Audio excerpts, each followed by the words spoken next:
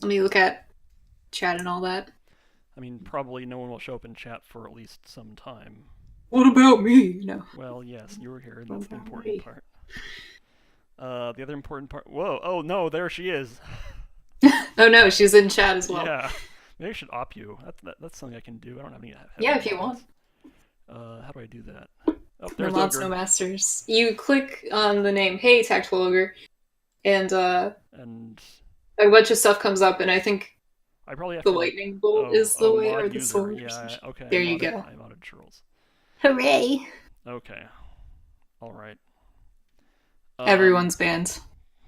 Slash ban all. Okay. All right. Hey, that means we can start playing Dark Souls. Are you ready to play some Dark Souls? Let's play some Dark Souls. Okay, let's do Um, it. we probably will be announcing this a few times during the stream, but what we're supposed to be doing here is um, generating references so that Ogre says my mic should be higher. I can probably do that. You could definitely do that. Probably. I can just. Oh, Oh, the screen share. it's. Okay, no, it looks alright for now. But I mean, it's gonna look a little it's react. wacky as I like Yeah. mouse away from Dark Souls to change Oh, the okay. settings. Also, my microphone is currently at maximum, so maybe I'll just turn you down, Yeah, go ahead. and then everyone else has to turn the stream up, but they can handle that. They can. Yeah, that's totally fine. Okay. All right, I turned you down. Okay. So we are actually in New Game Plus. If you can't tell by the fact that this is clearly the beginning of the game and I'm not wearing starting equipment. So this is a character I ran through New Game to get a lot of clothing as much as I could without like losing patience mostly. And I want to have Chuuurls draw a picture of this character lighting a bonfire. So we're gonna light a lot of bonfires. That's the main theme of this stream here. So it is, yeah. Haha, those leggings. Sorry, the Hovel's leggings are like very clunky. Yeah, It's funny to see them like come out. Yeah, right. So maybe we should talk a little bit about like why I don't. This is sort of the first draft of what I want this character to be wearing, because this is an outfit that I use a lot and I like the look of it a lot. Mm-hmm. So it's the witch robe with the witch gloves. I'm trying to get into a place where there's actually lighting. Is there more lighting over here? Well, anyway. Somewhat lighted. Oh yeah, that yeah. I actually can see it better from the screen share now. Right. You can get away from it. Okay, so this is the witch robe with witch gloves and Hovel's pants. With usually a Zoyander. The shield is less important, but the grass crest shield is just sort of a good shield in general. I don't. It is a good shield in general. Yes. Right. Yes, Zoyander hype says LHDH. Right. So there's the generic oh wait. So I guess one issue this might backfire a little bit because on New Game Plus you don't light the bonfires. That's But we can still go through and like look at the scenery around the bonfires and decide which ones we like, and then because like there are some that I didn't light, and so like if you just need the pose, we can find some that I didn't light and light those. Yeah, that's the great thing about building That's a composition is that like you can do it from a whole bunch of different pictures that are not taking the same place, as long as yeah. Yeah. So I put most of the clothes away in the bottomless box because there are a lot of them. There's tons of clothes. Yeah. There's a lot of clothes. So if we decide that we actually want different clothes, I probably have them. It's not actually possible to get all the clothes on New Game for esoteric reasons, but doing the point down gesture at a bonfire. Let's test that out. Yeah, that actually might be all right. Oops, that's not where the gestures are. Is point down in the default? Yeah, it is. Okay, so I can just do that. So one of the things that we will eventually get into is like what I want the rest of the equipment to be in this picture. Also, you can't point when you can't gesture when the action prompt is up. That's something I didn't know. So I have to be very far away from the bonfire. So that is actually okay. Again, like because you can compose a reference. Yeah. Or sorry, you can compose a picture from a lot of references. Yeah, so as long as you just move the camera, we're good. Like. Yeah. Right. Okay. Totally. Anyway. All right, let's maybe get through the tutorial area here. This Oh should, no. yes, the big scary guy is gonna die in like 3 hits. 1, 2. 2, 3. Oh, 4. He's not dead. No, 3.5. Yes. All right, we get a big old hammer. It's generally speaking not as good as this We one. get a big old round of applause for beating the boss so fast. Yes. Okay. I'm not even going to pick up this stuff. I'm not going to be picking up very much stuff because there's not very much that I can practically use, and most of it's just going to be crapping up my inventory. Yeah. Like, this is not going to be a speed run. Like, I can play efficiently, but I'm not going to be, like, doing anything super quickly.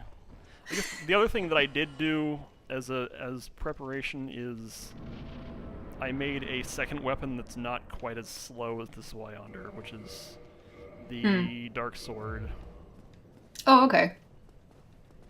Just because when you're fighting very small men, you don't need the biggest, heaviest weapon in the world. Yeah, it's indeed true. Okay. Okay. Now I don't even need to go up there. I can just... I think I can do this. I can't remember if this door opens again. Yes. Yeah, I can't say that I know myself. Yeah, okay. Yeah, so in the first part of the game we'll be fighting very small guys, and so I don't need a very, very heavy Zweihander. Which Yeah. sometimes it's you can kind of... One of the things I like about the Zweihander is that you can... because the heavy attack is very slow but very powerful, if you can bait the guys just into walking straight into it, it's fun.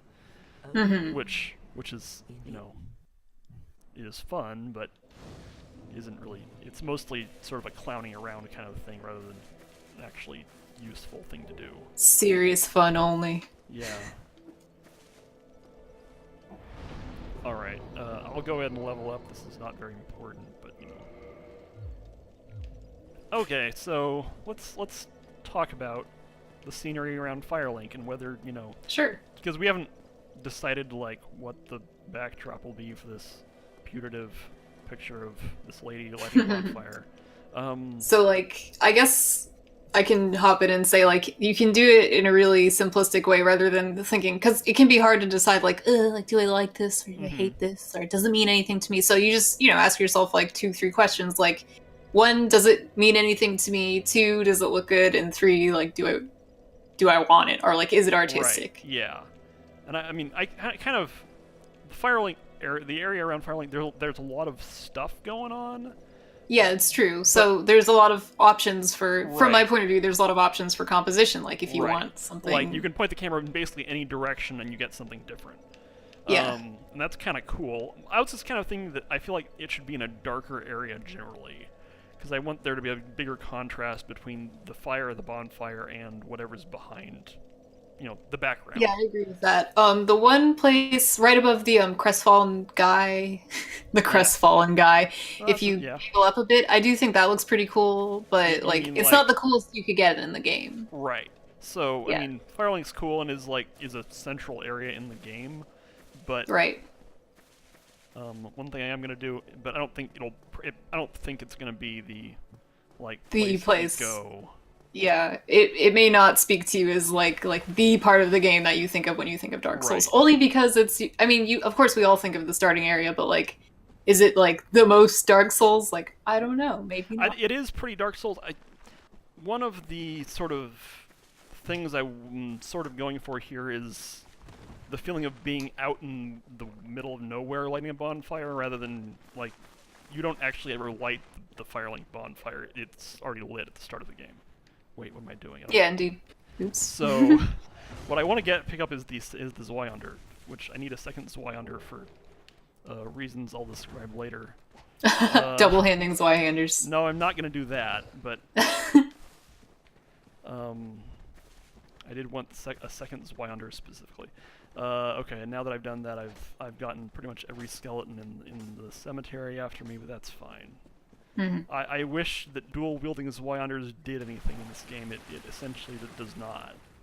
No, I can't imagine it does. It conceivably could do something in Dark Souls 2, but I've never done that because I don't really like that game enough to play it enough to do that. And That's really funny because I was about to say like this is like the peak fake girl gamer thing, but I've played Dark Souls 1, but I think I got up to like Darkroot Forest and like that was it. Everything okay. else I know about the game Like, is through streams. you've played a lot of Souls games. I've seen you do it, so. Yeah, it's true. I've played all three, and I've played Bloodborne, but like only a little bit. I actually played 2 the most, though, is what I was going to say. Oh, okay. Yeah. Yep. Like, I don't need to be playing with these guys, but whatever. Okay. Might as well. They're a little bit annoying after all. Yeah, right. Okay. Another thing I want to do is I don't need the Hornet Ring. I was usually using the Wolf Ring because it allows you to ignore more things, basically. Yeah. So this has changed from playing through the game to light a bunch of bonfires to playing through the game to look at a bunch of bonfires. That's fine. Nothing wrong with that. Plus, I can, if this is the outfit we end up drawing, that I end up drawing, then of course I have a lot of time to like, look at it and think about it. Uh-huh.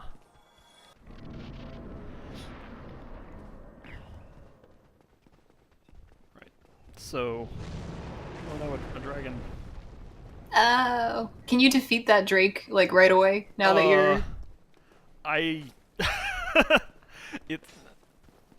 That's an excellent question. The answer is I kind of want to know. basically no. That dragon is very, very hard. Alright, so I'm just gonna interrupt right now and say that this bonfire, it's not aesthetic. Like, it's No. only funny if you want to include the shortcut ladder. Oh. yeah, this bonfire, like, you have to really, really like the Undead Berg to think that this bonfire is the coolest bonfire. Yeah, exactly. Because, like, there aren't very many places in Dark Souls 1 where a bunch of straight lines looks good. Yeah. Like, it'd have to be Anor Londo or bust, basically. Yeah. And that's what you've got in there, and yeah. I wasn't gonna bother to be like a jerk, or yeah, like a jerk about it. I was gonna suggest like at the beginning, oh, like let's just go to Anor Londo, or like, oh, let's just go to the Abyss, like because that's like yeah, really easy. sure. Yeah, I mean that's From an artistic point of view. another thing we could do is like we don't even have to mess around that much in Undead Berg at all. Right. And maybe Yeah. should just like leave because like after this is just more undead. There's Undead Paris, which is just kind of more of the same. Yeah. So in fact, maybe I'm just gonna run back to Firelink now that you mention it, because we can go straight and fight Queelag right now. Let's do it. As far as, because yes, I'm glad that. What about Ash Lake? Ash Lake Bonfire is definitely like a very interesting place. Ash Lake is rather well lit, so it's not really on the theme of lighting a bonfire in a relatively dark place. Right, you want to get that dramatic lighting, perhaps, or at least like the possibility of it. Yeah, I mean, like we might. Those are definitely some bonfires I have not lit. I did not go to Ash Lake in new game in the first run of this character. So if we're really hungry for unlit bonfires, we can definitely go do that. Although, you know, we don't even have to go that because I didn't light the bonfire at the top of the tree. So we have immediate access to several if we go down and fight Queelag. So that's a good. Yeah, it's probably a good thing first to step. do, because I definitely like did all of Undead Berg and Undead Parish, so. And now usually what happens is that this bonfire goes out because you're being chased by guys. Yeah. Oh no, I can't sit here. That's okay. Also have to be careful not to die because dying here would put me back at the Undead Berg bonfire, and I don't want that. Okay. Alright, and now the bonfire's fun. Hooray. Okay. So, I think I still have the master key. That's worth verifying. Yes, okay, so I can in fact do this skip, because it would be kind of embarrassing to get to the door and to not be able to do that.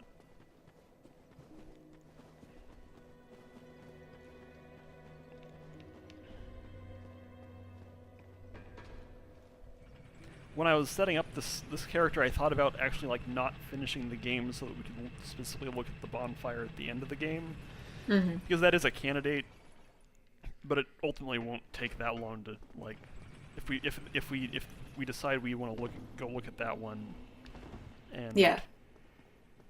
like, it isn't that hard to like off camera fight all the bosses and get there. Right, and just go get there. Yeah. Go get it, I mean. Yeah.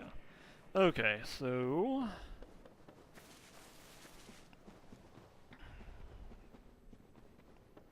one of the things I like about this setup is that it's relatively light, but you do still have the big fat pants to afford you some armor and poise.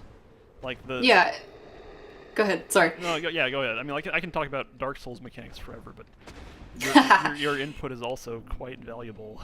Well, I was gonna say it's more visually impactful if you have big fat pants. It actually kind of reminds me of Final Fantasy Tactics. If you have played that game or seen the art for it. I've seen some of the art for it where like the people's heads seem really small, and then they tend to have like giant sleeves and giant pants. Yeah, huge pants. I really like that game. I've actually been watching a playthrough of it, and also I played it a lot when I was a kid, when I was young too.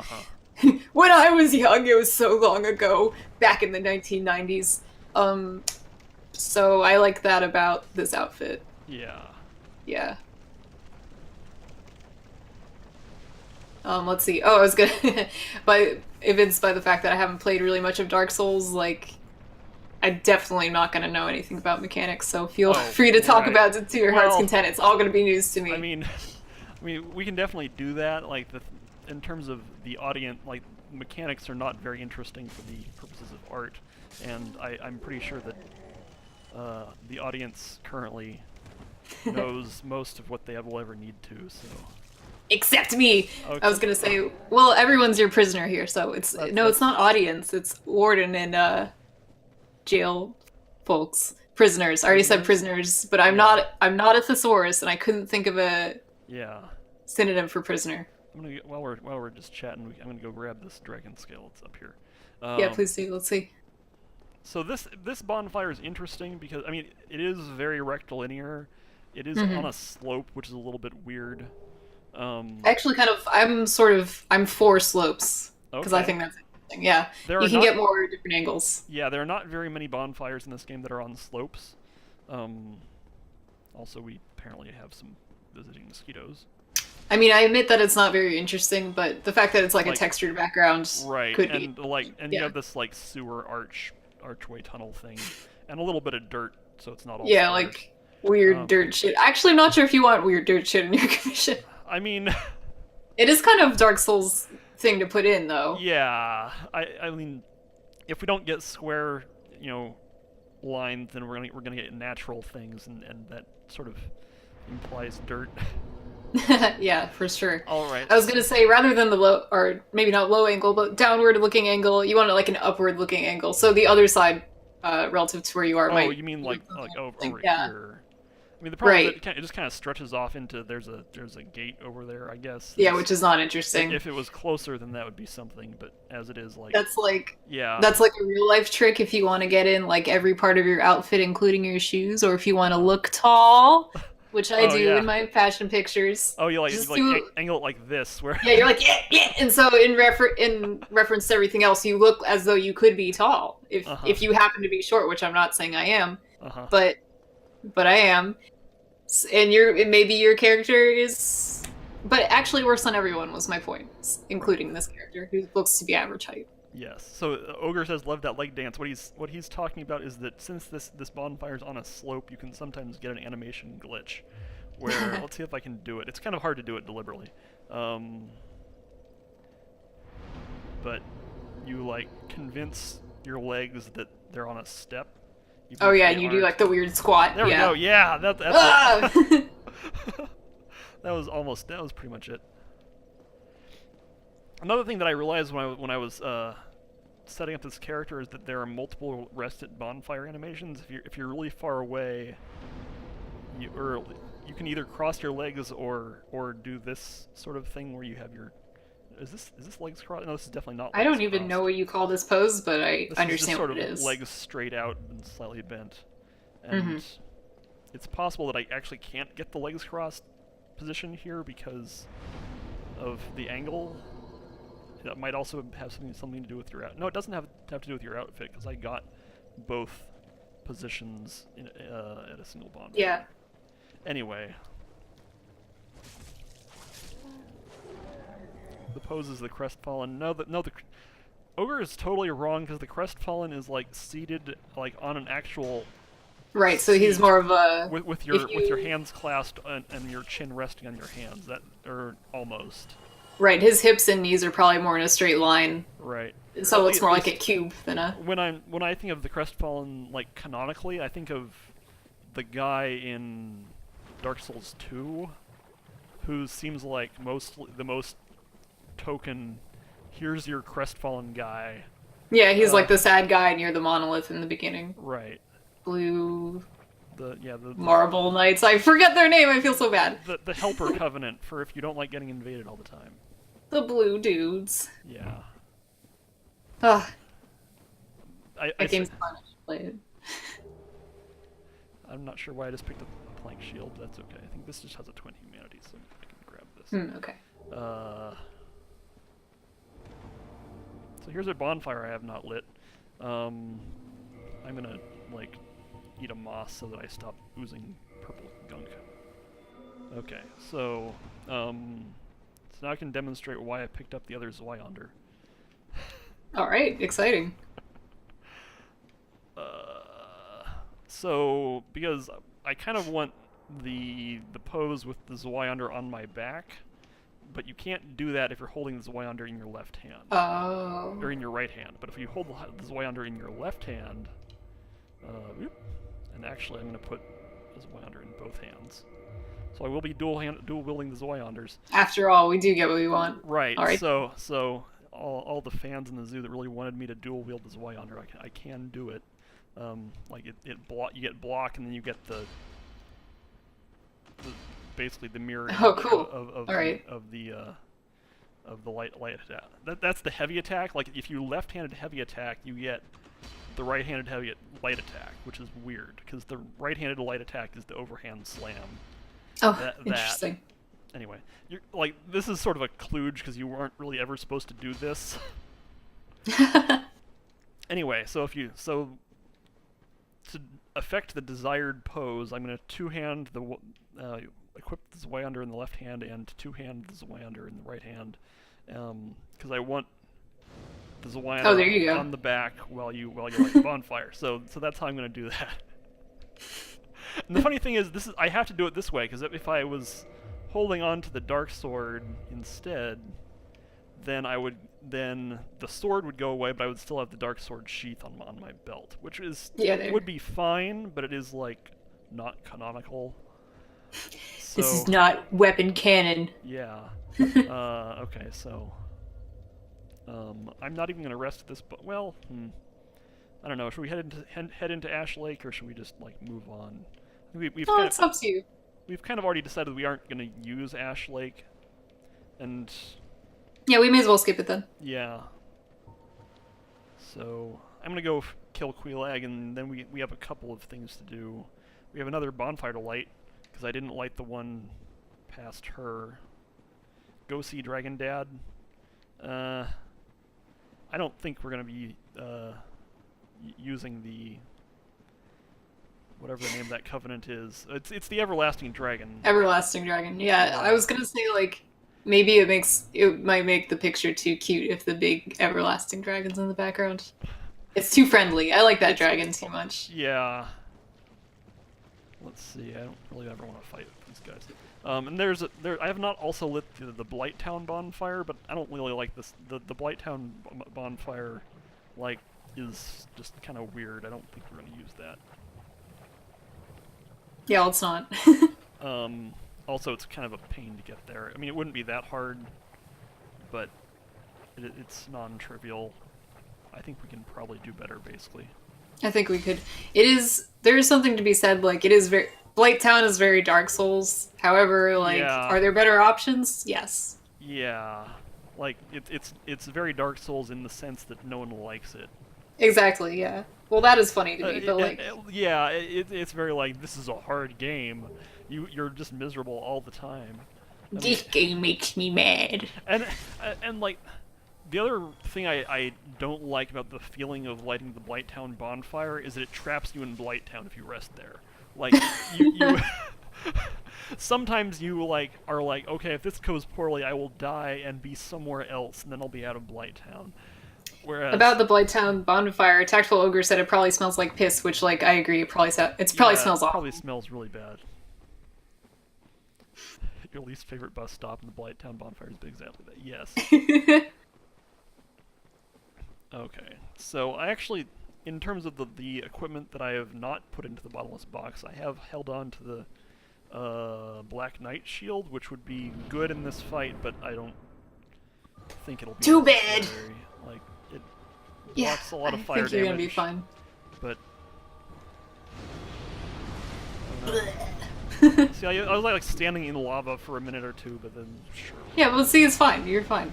Yeah, I mean, nothing's wrong.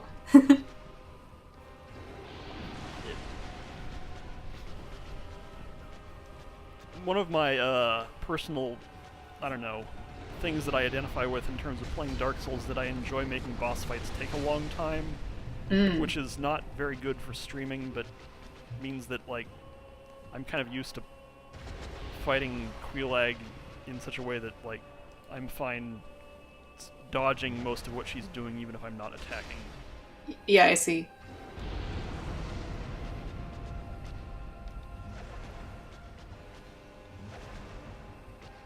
Although, yep, okay, everything, yep. Which also means she probably is going to do her blast attack a lot, but that's okay. Quelaag is kind of funny because she's one of the few things in the game that is allowed to sort of freely pivot without any animation. So you'll see her just kind of like... yeah, like this, yeah. Just revolve. That missed somehow, that's okay.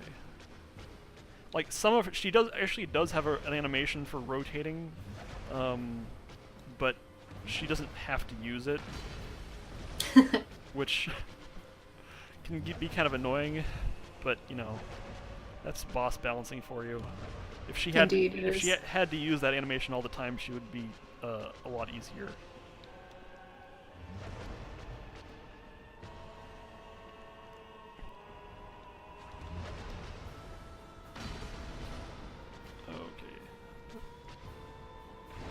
This is good. Anytime she's locked into using an extended lava spit.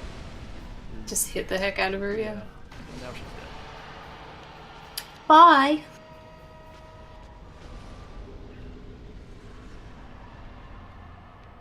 And now we go the other way. Okay.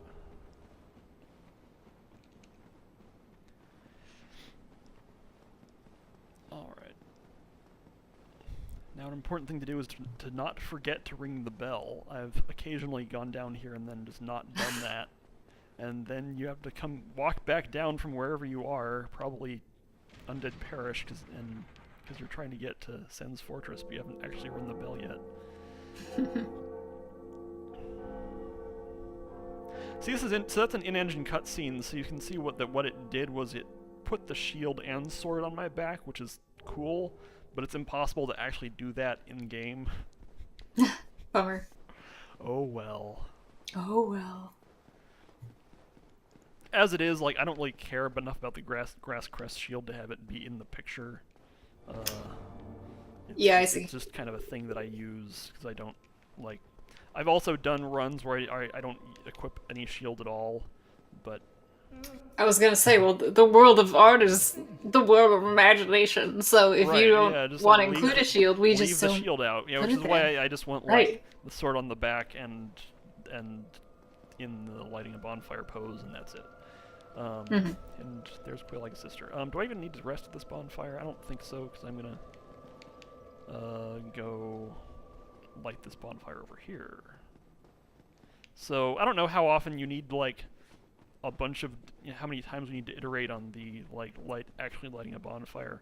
Last time we had the camera like to the back of the character, so the character was not facing the camera at all. So we can at least do the opposite of that. Yeah, I was gonna ask, now that you bring it up, what do you prefer? So we can kind of work on what direction we want. I mean, so We can. I prefer front. Yeah, I Oh, mean, who we, said we want to that? we want to see the front of That's the character, weird. and there's a number of reasons for why. First, let's like take a minute and look at the front of this character's costume.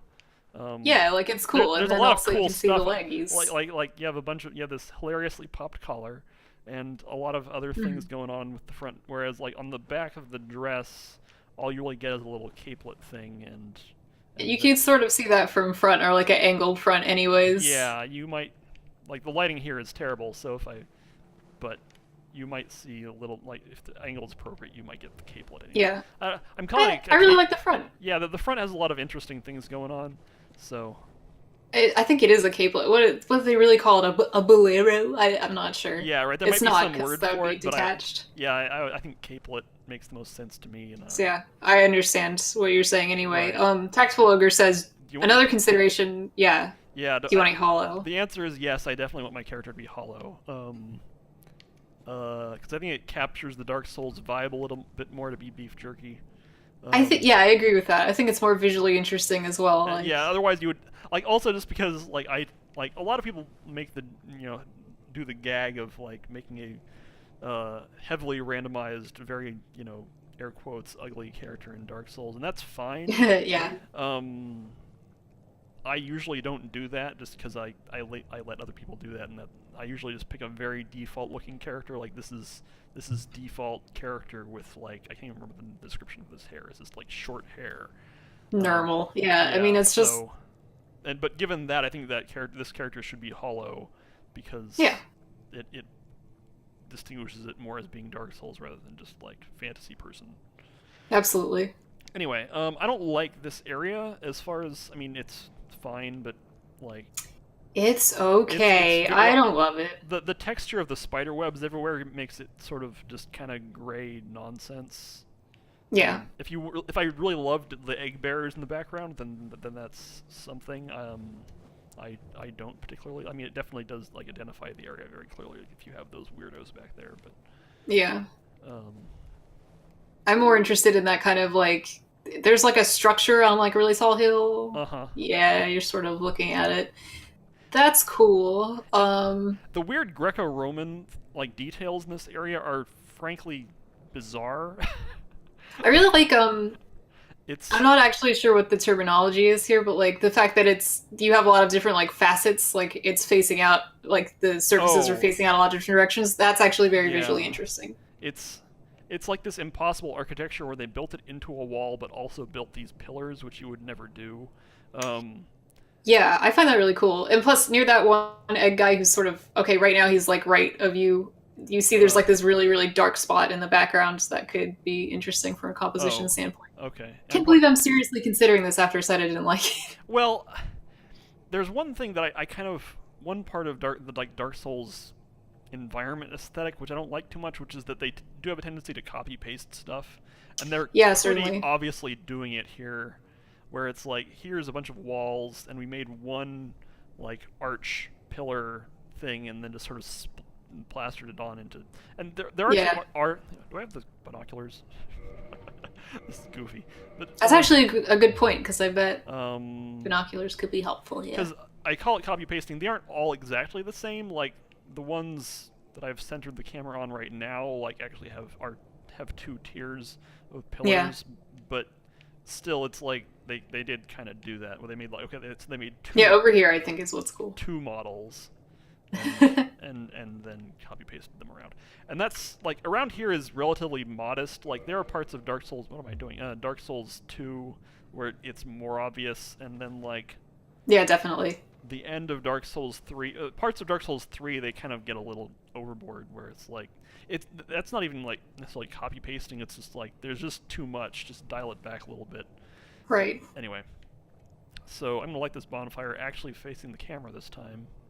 Um, and now we can also talk about like camera angle, like how high or I'm very low. married to the down angle, like as almost as down as you can get it without it obscuring the outfit. Now I have a hard time interpreting what we actually mean by up Okay, and down. so in other words, you want to place the camera like below the ground level. Yeah, okay, that's right. Yeah. So, I mean, that's like the only way we would even be able to capture the bonfire and the character.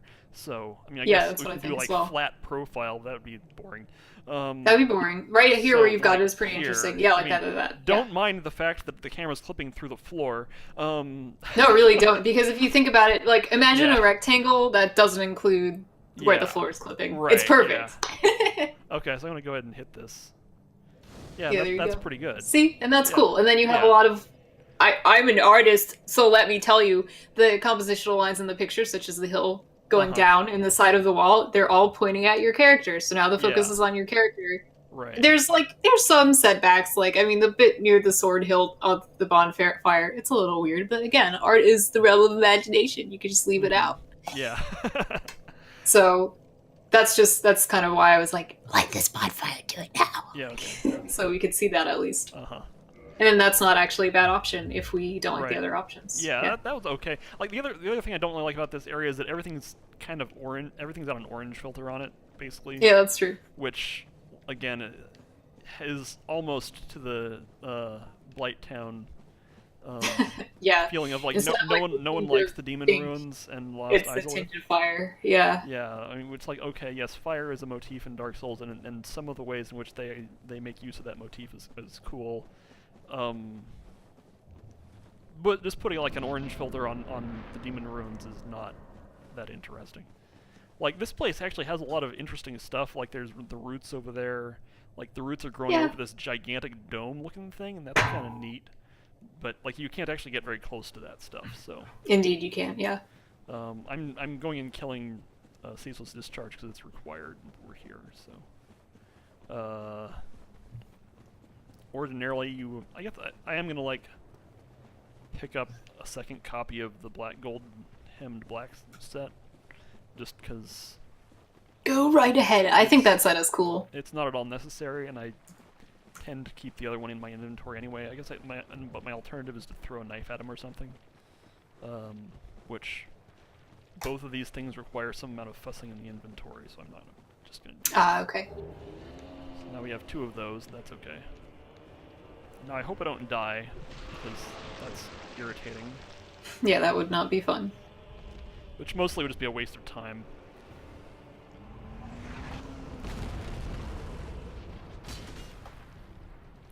And this will take a little bit of time. Oh, that's fine.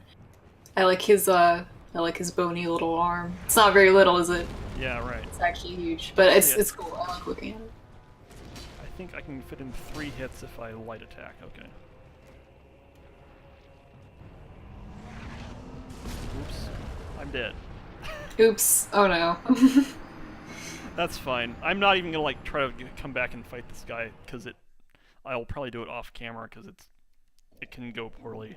And now we're back here, but that's okay. All right. So now we're gonna get out of Blighttown because there's nothing else for us here. So I think probably what we should do is maybe just try to get into the second half of the game as quickly as possible. Because there are, let's see, let's go look at some of the forest bonfires, which there might only be the one, but I kind of like it, and I like the forest area in general. Yeah, I like that best about. I don't really like to think of. I don't. This is a funny sentence. I don't like to think of Blighttown, but like, you know, when I'm thinking of like, what are the cool places in Dark Souls? I definitely like anywhere where there's like vegetation or whatever. Well, yeah, like one of my things is that like the default area in Dark Souls games in general is like a ruined fortress. Like there are lots of different variations on a ruined fortress. Yeah, certainly. And the forest is like one of the first places you go that isn't that, and is definitely like a different sort of place to go. Because like Blighttown is also definitely not a ruined fortress. It's quite different from a ruined fortress.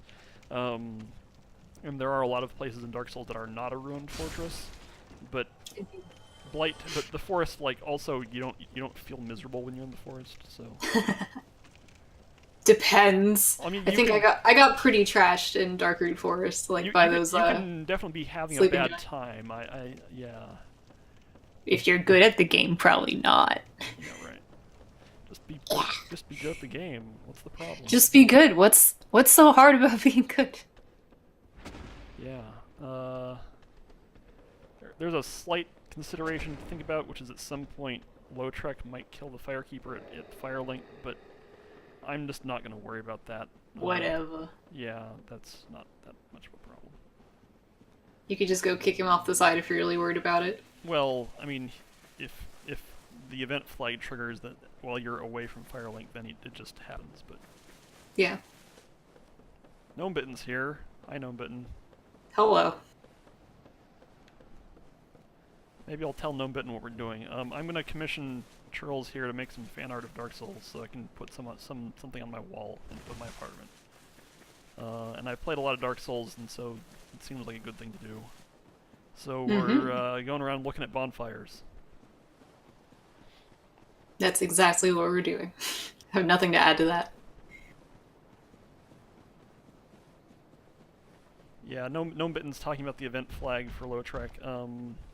We did kill Quelaag. We did kill so. Quelaag, so she might already be dead. I have not killed the gargoyles though, so I don't know. She gone. It's required.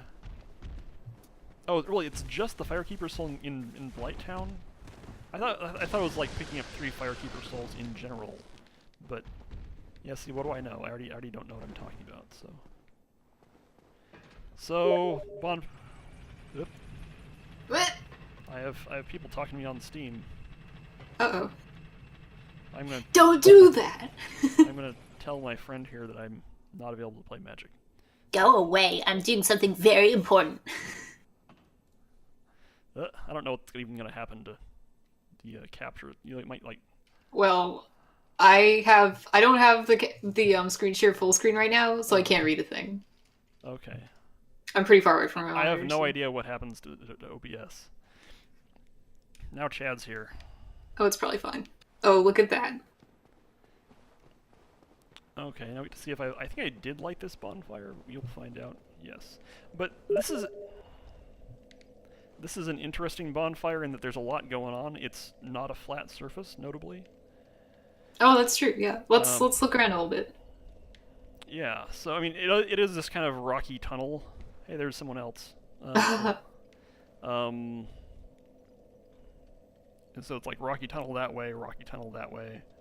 But I do kind of like there's a lot of different values. In other words, like light to dark values. yeah.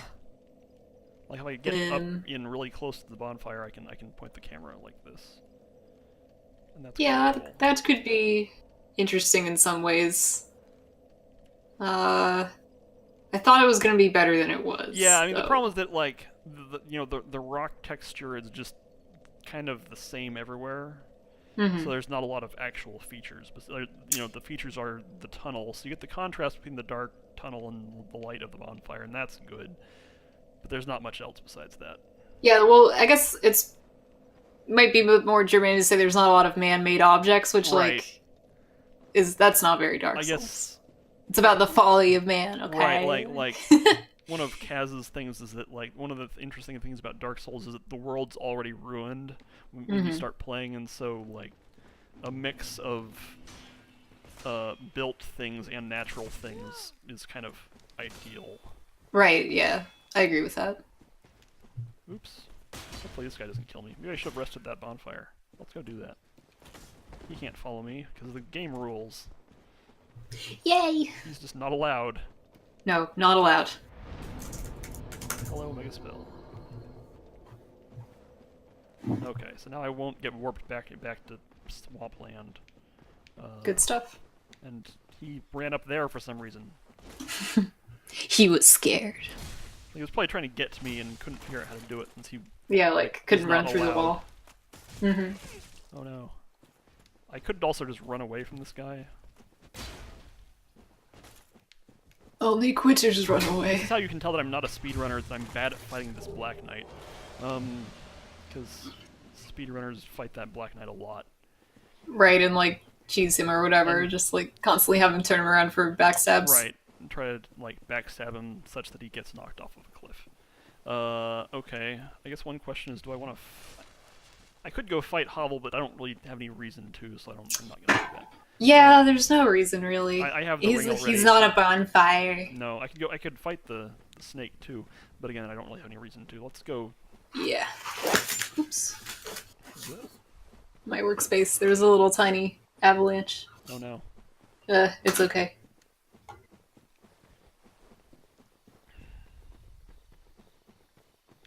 Sitting in front of arrows. I'm not quite sure what that means. Oh, the cat, the cat is sitting in front of Megaspell's arrows, yeah.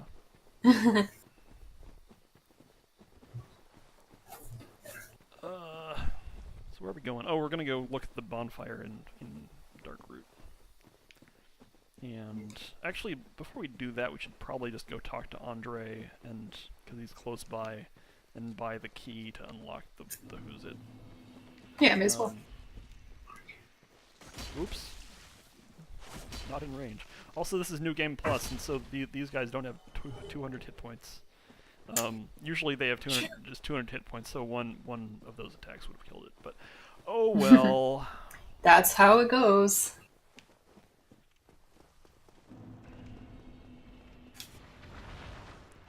If there was a bonfire in this place, it would be good because this place is very ruined. Yeah. I guess if we could like fake it and just draw a bonfire in the middle of that room. No, only the most authentic Dark Souls setup.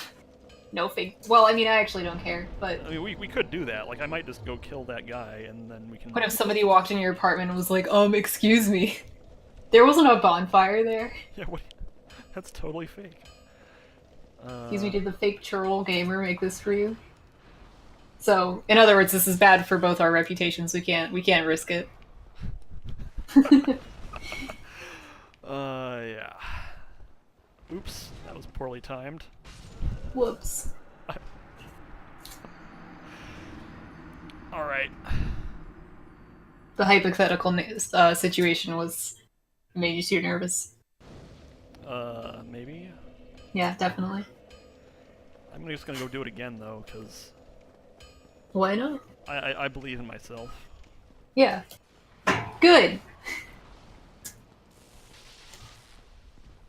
Hello, man. Jeez. Well, the fact of the matter is I don't actually fight these things that much, so my knowledge of their hitboxes is sometimes a little bit rough. Also, they cheat, and their hurt boxes are sometimes around for longer than they should be. Yes. I like these enemies. I think it's a cool design. Yeah, they're a very good design. Also, they're very tough. Like, I've hit him with two-handed overhead slams, and he's like at 3/4 health still. It's cheating. Bonk. Of course, I'm also like sort of cheesing his minimum range because I'm like right up in his face and not taking damage, which.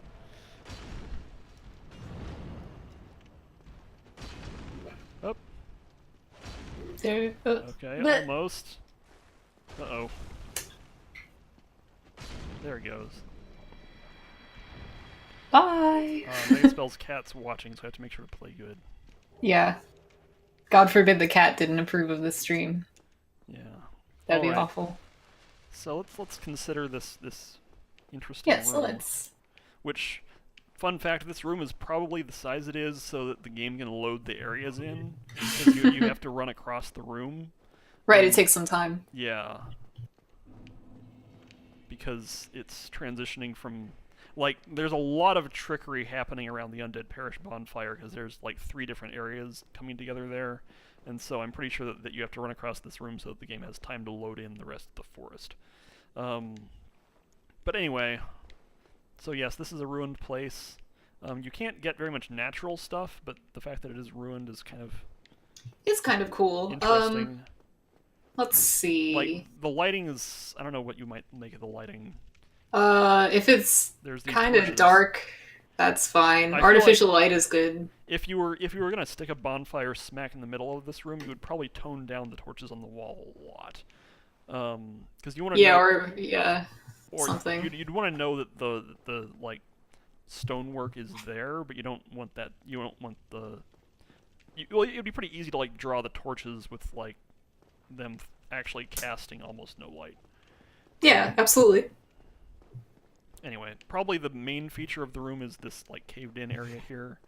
So you could easily Yeah, that's pretty cool. put a bonfire near here. It actually nicely blocks the torch as well. Right, like I can stand over Yeah, there or something like that. it's cool. So you get a pillar and also bricks, and that's kind of nice. Mm-hmm. All right. Conveniently, killing that guy gave me almost enough souls to go buy the key from Andre. So Oh, good stuff. let's maybe crunch something like this. Ogre says the area is also wide enough to be a reasonable fighting arena. Yeah. In contrast to that, in Anne Orlando, the fight with the Titanite demon is very close. And is hard. Because you're in a very small room, relatively speaking. Okay. Alright, I bought the key. Now we can go look at the bonfire, and we can also fight Sif while we're at it, because we're down here, and... Yeah, that bonfire might be cool. I kind of don't remember it that well, but the bonfire, it might be cool. Actually, like, the specific environs of the bonfire might not be that great, and in fact, if we wanted to get really spicy, we could like, have the setting of this hypothetical bonfire be, like, Sif's arena instead. That would be interesting, yeah. We can talk about the pluses and minuses of that when we get there. Okay, so we've determined that. So from New Game to New Game Plus, these trees go from about almost exactly 200 hit points to almost 500 hit points. Sheesh. Which seems kind of extreme, but they're basically made of paper otherwise, so it's fine. Yeah, indeed. They have no poise at all, so if you with the world's smallest weapon, you can keep them stun locked almost infinitely. Which, fine, sure, okay. I mean, so here's where the bonfire is. There's more ruined stuff. Okay, let's see. So this is ruined stuff on a cliffside. Yeah, that's what I think is cool. Like, actually, right where you had the camera before you slightly moved it, that's interesting. Probably the opposite would be as well. Zoop. Like. Maybe not as interesting. Oh, but then, it does fit in with our theme that we both like, which is like man-made objects that are ruined. Right. I think the main issue with this angle specifically is I can't get far enough away from the bonfire to really see it. Like I can. Yeah, I see. I can do this, and that's okay. That's okay. Even just like kind of fiddling with it right now is enough to kind of give me an idea. Oh, what is in the background? A big old moonlit butterfly? That might be cool. That would be interesting. Yeah, like, okay, I'm gonna go back and screenshot this when I watch the stream again, because I like this angle, yeah. I mean, maybe moving it a little might be good. I mean, that was kind butterfly of between hilt and bridge. Yeah, I don't know. Yeah, this can... I feel like there's definitely a sweet spot here. Yeah, somehow, somewhere. We don't actually want the butterfly, like, front and center. Hi! want the suggestion of butterfly. Yeah, or I can make it in a different pose. I actually think the silhouettes of the faraway trees up in the top left is really cool as well. I think that's interesting. Yes, there's definitely a lot going on here, and that's good. Yeah, it could surprise you where there's a lot going on, is what I've learned. Mm-hmm. So that's a consideration. I'm kind of curious what the actual geometry is that I'm looking at right now. Like, is that? Yeah, I wonder. I mean, it's obviously nothing. But like, is that supposed to be the walls of Undead Berg over there? Because it might be. Maybe. Because we aren't that far away from there. Oh, somebody in chat said you're still a bit quiet compared to me. Yeah, I'll go ahead and turn everything up. The thing is that my mic is turned to maximum, so all I can really do is turn everything else down. I could also kind of ease up on the mic. I was leaning in because I was concerned that. Okay. Yeah, so let me just lay back. Yeah, you definitely and see where that's. I'm having no trouble hearing you, so. Okay, that's good. I'm talking about how our proximity to Undead Berg. It's a lot easier to see that near on where Hovel is because you can actually see the bridge where the dragon is. Um, Yeah. I'm not gonna go walk over there right now because it's not because I don't think we're gonna. I mean, the fact that you can see that bridge is interesting, but I don't think we're gonna make that the subject of the area. Yeah, I don't know either. Wow, there's a lot of action down here. Two donuts. Whoa, donuts. That's like when magic is cast or something. Yeah, there's Yeah. very obscure rules for when a donut appears. That almost never does anything. But it is game mechanics that means there are people around. As opposed to, like, Okay. the little message signs, which... I mean, presumably if you see message signs, it means you're connected to the server, but it's really difficult to know, like, how old the messages are. Yeah. There's a lot of mushrooms. These mushrooms are cute, and when they die, they make weird deer noises. Which you won't hear, because you don't have the Which I won't hear, yes. Okay, let's go fight a dog.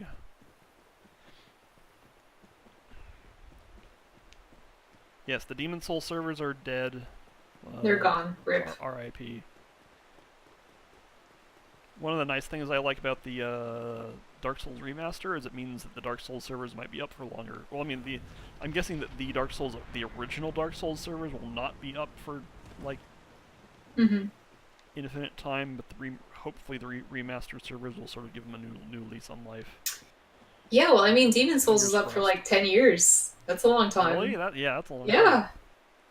Okay. The other thing on the subject of fashion is that you see how, like, when I jog, the pant legs don't look like, they look a little bit weird. Sure. It's actually not even that bad. I bet it looks worse if I take off Hobble's pants. Like, yeah, that's weird. looks very silly. And also if I, like, put on the witch skirt, like, it sort of accentuates the fact that these are not. Yeah, it's very fluffy. There's no cloth physics happening here. It's just the model on like pants animation. That's probably just something I'm gonna use artistic license on. Anyway, yeah, right. My point being that I'm hoping that the remaster has cloth physics. That might be a little optimistic. I don't know. I don't know as well. Yeah. I have not paid attention to, like, news about the remaster. Yeah, I watched like one video and I was like, right. cool. Like, okay, it's gonna be better, I guess. But if they have cloth physics, then that'll be nice. Because there's a lot of things in this game that would be better with physics. Yeah, I think so as well. Couldn't quite do because of hardware limitations. Okay, dog.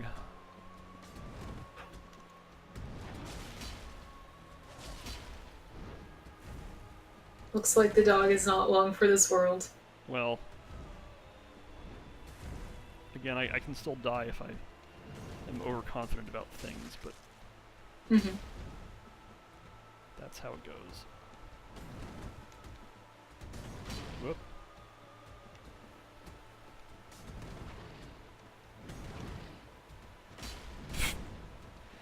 Alright. Oops. A lot of whiffing here. That's okay. Oh well. This isn't a speed run. Nope. Just here to have a nice casual time with this dog. That's right.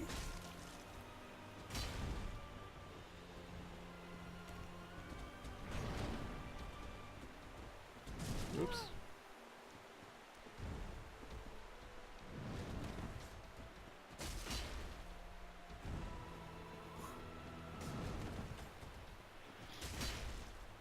I'm always bad at, like, when I'm fighting a boss, I stop talking because I'm actually focusing on stuff. That's okay. I've actually been, like, doodling a little bit of this character's outfit, so I was just like, why don't I just put my pencil down? And I totally forgot, like, I should be talking right now. Oh, well. Okay. Alright, well, that's the end of the dog. Well, that's that. Yep. Yeah. Okay, so again, we could put a bonfire here and have that be the setting, like, yes, which would be interesting. Like, yeah, this grave is interesting, and the plants around it are cool. Yeah, like, you get this swords everywhere thing, which is kind of like it's kind of cliched, frankly, Yeah, you're right. but I mean it But is. it's cool. It It's is. visually cool. Yeah. You have the Um, big old sword that isn't Artorias' sword, or maybe it is. Who knows? maybe it is, maybe it isn't. I was gonna say about the arena as a whole, one thing that's kind of not in its favor is that there's a lot of straight lines, which I personally find very boring. Um, What do you mean? if Like, which you straight lines do you mean? I'm All just right, so curious. I'm talking like from a perspective or composition Oh, standpoint. The like the it's grade just of the ground is like flat, it's very and then the flat, background and then flat. it's And just a ring. yeah, Like, it's like if you were like to overlay lines on the picture uh representing huh, like where are the major lines of composition, like the background, the foreground, uh huh. etc. It's like lots of cross shapes and like straight shapes, and like it's okay, but like your Yeah. character is also like by nature of the way that it's standing as a human being is always going to be a vertical line, so you have to think about how that intersects with the rest of it. Sorry if this is too No, no, complicated, no, but no. Yeah. so I find this a little bit not to my taste, but I Right. think because the arena is quite large, you could always get around it somehow Uh, with some part of the backdrop. yeah. I guess. Well, yeah, if we wanted to, we could like jam the entrance to the arena in up right up against the big monument Yes. here, and that would generate a little bit of something. Yeah, and the fact that the large sword Let's see, can I get is like all? leaning, that Yeah, can add some like if I complexity. get all of those things on camera all at once. Oh wait, you know what the other nice thing is, and I wonder if the developers thought about it too. If you go up right to that angled sword and then look up, sort of like what you're doing now, you see that in the background there is a portion of the background that has Oh an right, angled. Yeah, so like it could be okay. right. I don't find it as interesting as the As the actual shoot, what is bonfire area. near Quilog Oh where I was forcing you to. Yeah, I think that's yeah, a bit in the more. demon ruins. Yeah, it's kind of. Yeah, I guess that's probably supposed to be Anor Londo up there, which is why yeah, you have like natural cliff plus an obviously artificial wall. yeah. I suppose so. Probably. Also, the moon's around here somewhere. Where is it? That moon? Why can't I see the moon? You can definitely see the either what is the moon or like the sun in. Oh, there it is. Yeah, I don't know. Let's I would hypothesize. assume it's a Pretend moon. it It's looks dark like a moon moon. Yeah, forest. right. Yeah. Well, it's dark root forest. Oh, whoops! It's wait, it is. Yeah. I'm so disappointed. Well, there's also the dark moon, but that's like a different thing. Are the dark moon in the dark root forest? No, that's the thing is that there aren't any dark moon people here. Ah! I have the worst memory for names in general. Like, Well, just as a very basic example from real life, I couldn't remember if this one guy's name was Andy or Alex because he had dated somebody named Randy and his name was oh Alex. So I no. smashed them together and I was like, his name is Andy. But thankfully, neither of them were there when I was talking this through with a Uh-huh. mutual friend. All right. Let's see. Megaspell asks, are you drawing a bunch of fireplaces or just analyzing the competition? We are probably only going to end up drawing one. We will draw only one fire area. I was gonna actually type a really long response to this, but I kept getting distracted. We can just talk. Yeah. So in this special case, we were thinking, well, if we don't like any of the bonfire areas, we could just put a fictional bonfire in an area that we like. And one such consideration was Sif's arena, but then I was kind of explaining, well, this isn't very interesting, so it's kind of not worth splicing a bonfire Yeah. in, so to Right. speak. Okay. So. Also, good afternoon to Blood Fashion. Yes, good afternoon. This is definitely a fashion stream. I have access to a lot of fashion if that becomes necessary. Let's fight this Yes. guy. Goodbye to the guy. I think the spider shield's pretty cool. Oh no! If What? we were talking about What? shields. The cleric already like woke up here. What's Oh going no. on here? Oh no! I died. I probably am at the dark root bonfire. We will find out. If not, then I'll just lose some souls, which is. Nope, I'm here. Well, it's like a death warp. Cool. Let's go fight the gargoyles, so that we have access to the rest of the game. All right. So.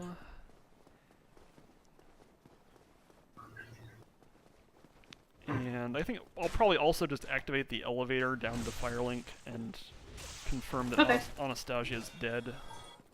If she isn't, then I don't know what I'll do. Maybe I'll I will also collect this Firekeeper soul just for... It's nice to have Firekeeper souls. Yeah, why the heck not? I always like these enemies, by the way. I think he's really cool looking. I'm way too popular. Everyone wants to be my friend. I wouldn't know what that's like. It's a joke, I'm sorry. If I was actually that... I just had like 10 thoughts at once, and I'm not sure how to talk about it. But if this was my problem, I think that talking about it on a stream would be like the worst thing you could possibly do. That would be rather gauche. Yeah, exactly. It'd be even funnier because like we do have like... I would assume we have some viewers in here based on the chat, but like... We do, yes. Oops. It would be very funny if like you weren't looking at that because you're so involved with your own problem. You're like, I have no friends. Oh no, I can't pick up that Firekeeper soul because I already have it. Because I didn't use it last time. Oh no. Oh well. Use it really fast and then take that one. Well, I'm not gonna do that. I don't know what the point of that would be. I don't think it's a good idea. I would get 5 humanity, but like the reason why I didn't use the first one is because I was duplicating it to generate humanity. So. Okay. Okay. All right. Whatever. Whatever. I guess while I'm here, I might as well also pick up this key. This is like busy work as far as Dark Souls goes. Yeah, indeed. Now, I think this area is kind of a cool place to put a fake bonfire if we were doing that. I like the sort of broken down structures make something interesting. Like just put a Firelink bonfire somewhere else in Firelink. Yeah, but it almost doesn't make sense because like the bonfire would be so high up that it's like right.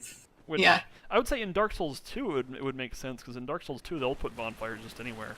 Yeah. That's also like my bias against Dark Souls 2 coming up. But, which also isn't true. Like in Dark Souls 1 there are bonfires in weird places too. But, yeah. Let's see here.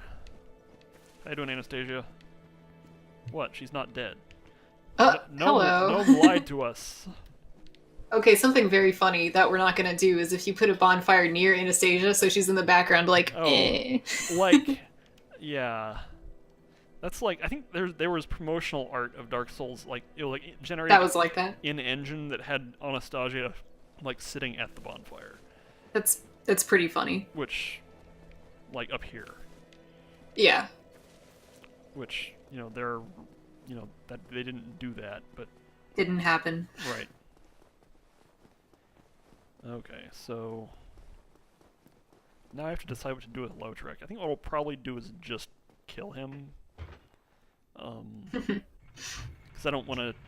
I can do the kick him off the cliff business, and that's fine, but it is like, for this run specifically, it's extra running around that we don't really need to do. And all things considered, I would rather not have him kill Anastasia. Yeah. Okay. I bet it was just a player character cosplaying as her. The art that I'm talking about, like, has her in the pose that she's in right now, which the player cannot do. So,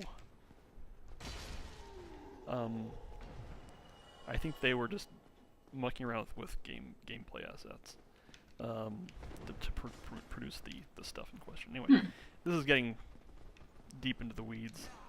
Deep trivia. Yeah. It's like they made, Dark Souls trailers in engine using a lot of animations that are just not in the game because they just mocapped people doing things.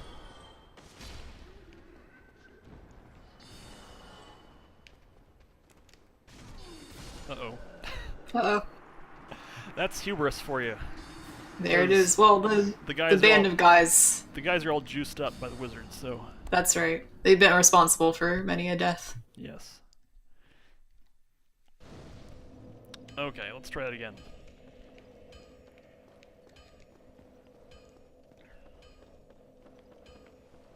Since I definitely need to kill the gargoyles in order to proceed with the game, so...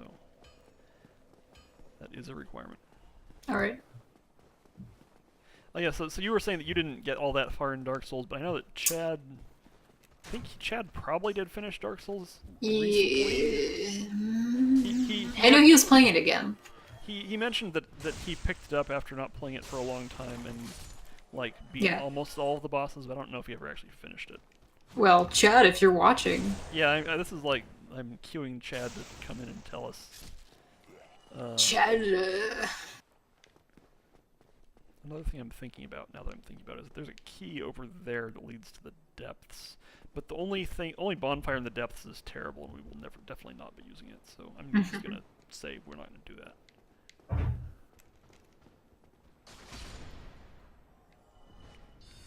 Oh, bye, Ogre. Thanks for dropping by. Bye, Ogre. Thanks for coming. Maybe I should have like let Ogre log roll a little bit, since he's actually got a job that one of the things he'll be doing is helping to localize the Dark Souls remaster. So. Oh, that's really cool. Yeah.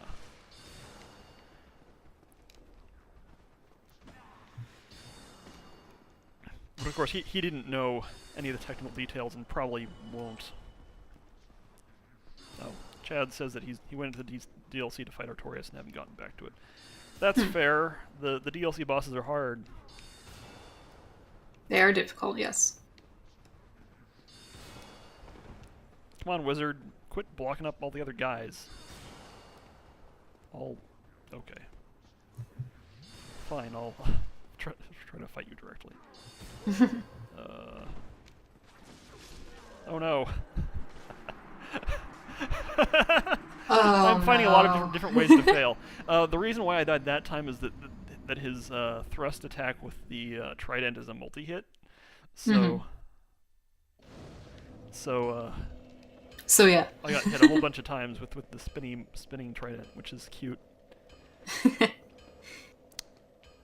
All right, enough mucking around. I guess one thing I could do is if I'm like annoyed at not succeeding on the first couple tries, is I can just put on Hovel's gear and then be, well, not actually invincible, just like mostly invincible. Mostly invincible, yeah. So I'll probably do that just in the interest of keeping the stream and not from running way behind. How long have we been going? We're going for about I don't know. A little over an hour. That's pretty good. Yeah.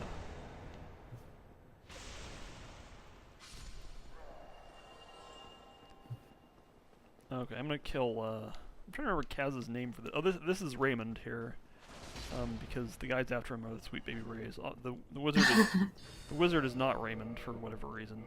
But that's those are the names that he gave them. Okay, so now I'm very fat. But fat. And another option I could do is just run past these guys, but because I cool want to cosplay. I do want to go kill Lautrec. So, and now the wizard's dead, so that's good. The guys are still juiced up though, so if I run out into the middle of them, I'll still take a lot of hits.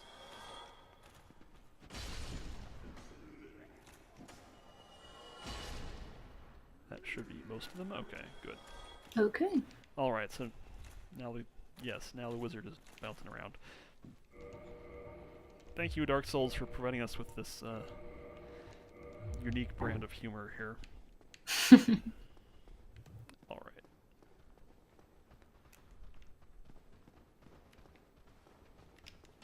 Whoops. Going for the parry, but let's just...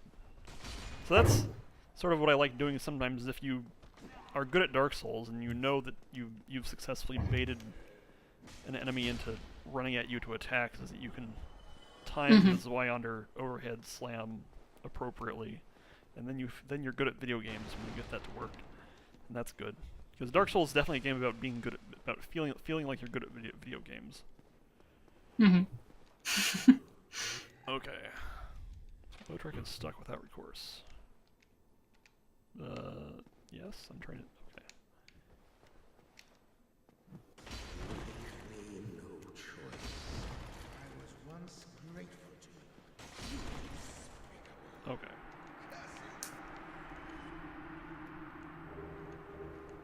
Alright, that's the end of Lautrec. Bye! So, when you do it this way, you don't get his outfit, but I already did the ritual to get his outfit in New Game. So if we really like the, I'm trying to think of the name, his outfit, which is the, set of favor, I guess you might call it. Yeah, I was gonna say the lucky set, but that's not what it Yeah. is. Yeah.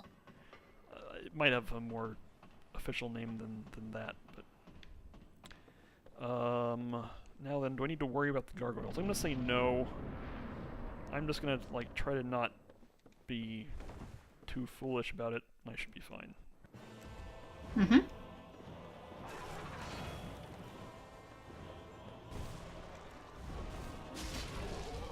Yeah, okay. One overhead slam stuns him. Whoops.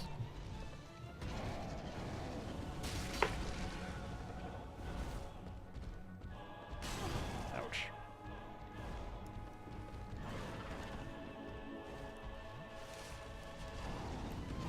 Let's go over here. Not Let's get- go over there. Get hit by fire. Ouch.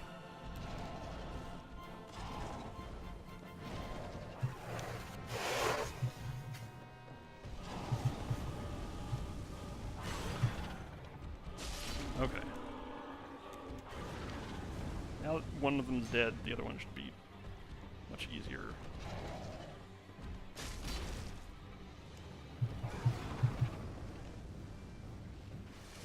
Alright. Blood Fashion calls it the hug set. That's fair. It pretty much is that too. Okay. Yes. That's the gargoyles. The gargoyles are easily solved with a very large weapon, which I have, so. And now there's another place where you can forget to ring the bell, but I will not do that. Essential. There used to be an entertaining glitch where the elevators that go down to Firelink they run on these chains, and sometimes the chain geometry would like glitch and stick out into the air if the elevator was up. I think they pretty much fixed that because I have not seen it in a long time. But like you would be able to look because the elevator is like out in that direction. And, Yes. And you'd see these chains sticking straight up into the air. You know, for as long as those chains are, and obviously that's not supposed to happen. Yeah, I guess it was like the place to store them when they were not in use. Yeah, or whatever. it's just because like the elevator geometry is just like the thing that you stand on and the chains, and they aren't like actually getting coiled up anywhere. Like they didn't program actual physics for them. They just move and there's a sound effect. Right, they're just like they're like a tile or whatever. Yeah. Or a sprite. Yeah. They're just sort of being moved because the game says that they move. They aren't being moved because of actual physics. Do I need to buy anything from this guy? I like this guy. He's like one of my favorite NPCs. Yeah, Oscar, he's cool. He's, yeah. Wait, this is not Oscar. This is. Oh shit, Oswald? I don't remember his name. Yes, thank you. You got there faster than me. It's Oswald. Whoa! He definitely likes his job. Yeah. I'm gonna buy the Bloodbite ring for no good reason. But I don't actually need any of this other stuff. I already have one purging stone, which is enough. So he has a good like. It's not really even a half cape because it comes around in the front. I don't know what to call it. I think it's a bolero. I'm not sure though. I'm gonna look it up actually. Okay. Capelet. It's like an overcoat. It has like that. Yeah. Yeah. I'm just gonna bonfire back. In this case, I think it's fine that both of us don't know the terminology because, like, neither of us, I think, would wear this. Right. Like, unless we were specifically doing some kind of historical costume thing. Now, it does remind me, my sewing skills, they're not that good. Like, I can tailor my own clothing, but somebody wanted me to make a little thing like that for them, but not, like, attached to anything, like, that, just that. And I was like, I don't think I can do that. But it was interesting. Like, I got to see, like, their concepts for it. They made up this whole concept art of them wearing it, and I was like, wow, cool, but, like, I can't do it, sorry. Like, I'm not the person you should be asking to do this. Yeah. Like, this is cool, but no.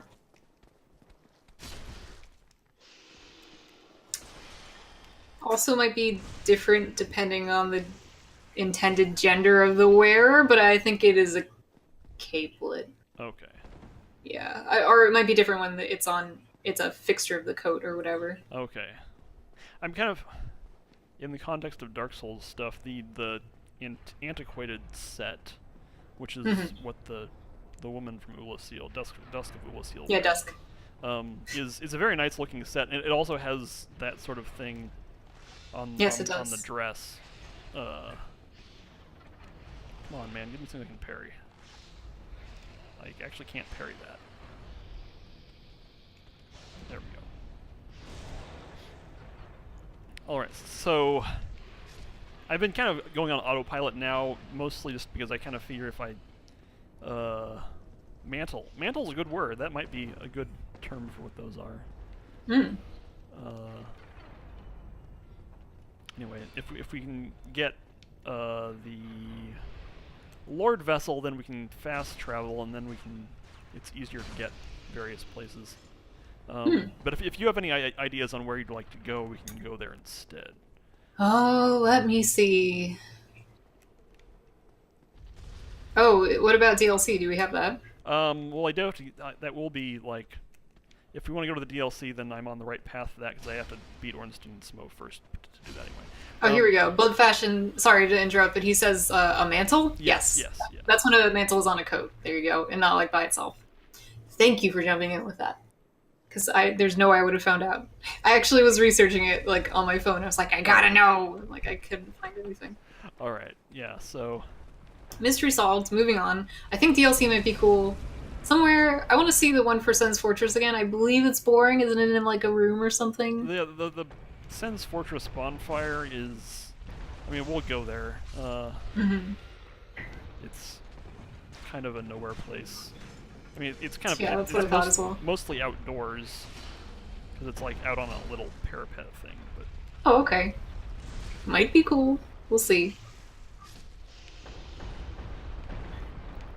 It would kind of depend on whether the outdoor environment is very interesting, which is probably like copy-pasted trees, but that's okay. Yeah, we'll see. Here's a mimic. I'm not even going to bother fighting it. Bye!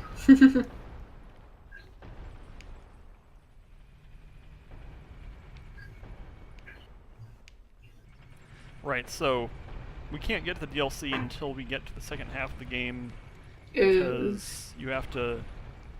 The key is behind one of the Tang walls, which I don't know if you remember all the details that I just spouted off, but... you'll Oh, see. wait a sec. Well, I kind of do. There is some involved process, yeah. So there's like 4 Lord Souls, right? And Yeah. 3 of them are hidden behind Tang walls, and you have to get the Lord Vessel to clear the Tang walls. And the key is in one of those areas. Yeah, I didn't realize that you had to be on like that. I guess, or it's part of the quest. Or Yeah, it's like whatever. you have to do like half of the game story to get to the DLC, which... Sheesh. TripAdvisor for Dark Souls bonfires. Yes, that's approximately what we're doing.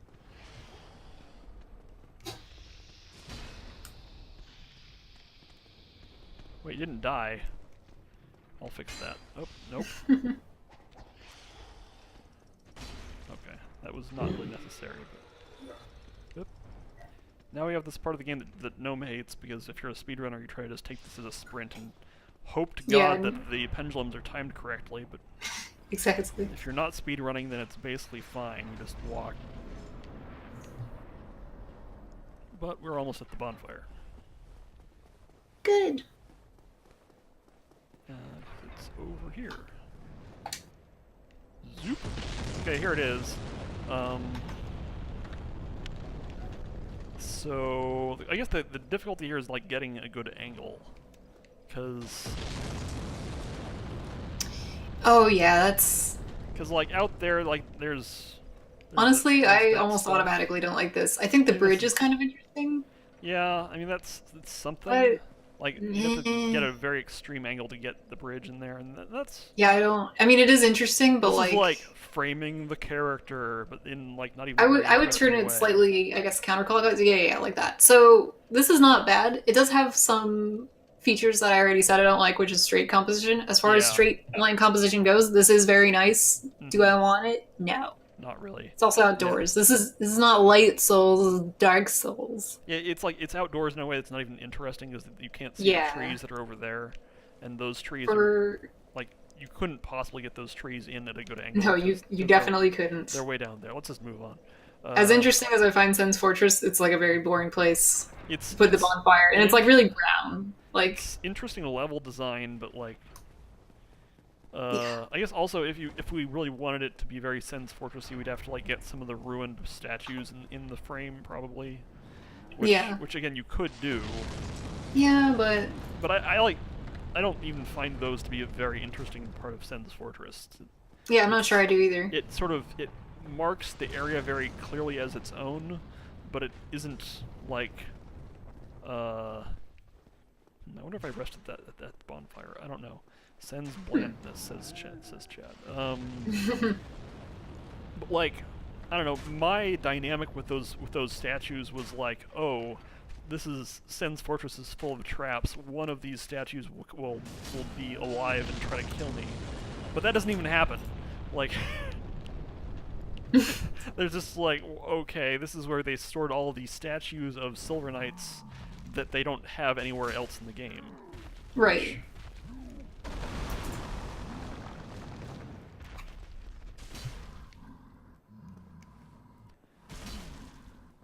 So, I mean, like I said, Sen's Fortress has interesting level design, but Yeah, it is- but yeah, it is very much the default Dark Souls ruined fortress, it sure is.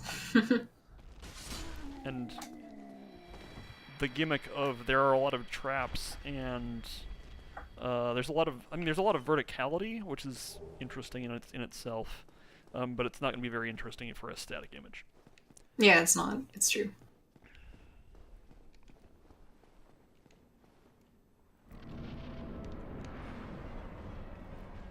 Like, a lot of the level is sort of built around a single central shaft, which is, again, interesting for level design, because it means that you can fall from one level to another and not instantly die. But sometimes you do. Sometimes you do. Sometimes you don't. Yeah.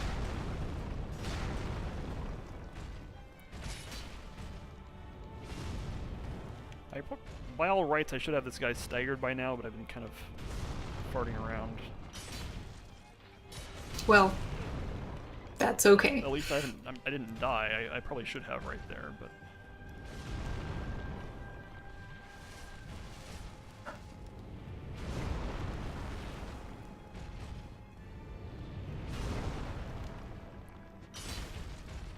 How are you not okay? Maybe I should stop walking on. There he goes. There he goes. Bye. Goodbye.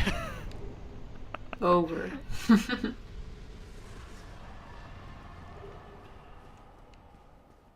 Alright. Okay, moving on. Oh. I haven't, well, like, there have been some cutscenes I've been skipping through and some I haven't. I guess it doesn't really matter that much. We aren't going to be... Again, I'm not going to have you draw a scene from a cutscene, because that's not really what I want, so... Thank goodness. I mean, that'd be okay, but... I don't know. I could have, like, I could have the character, like, facing off against Sif. That's sort of interesting. The scene with you getting picked up by the imps and carried away is not exactly the finest hour of the Dark Souls character. I kind of like it, but It's got a, like, good sort of comedy about it, but it's... yeah, it's a bit. Let's I don't actually know. spend these souls. More power. There.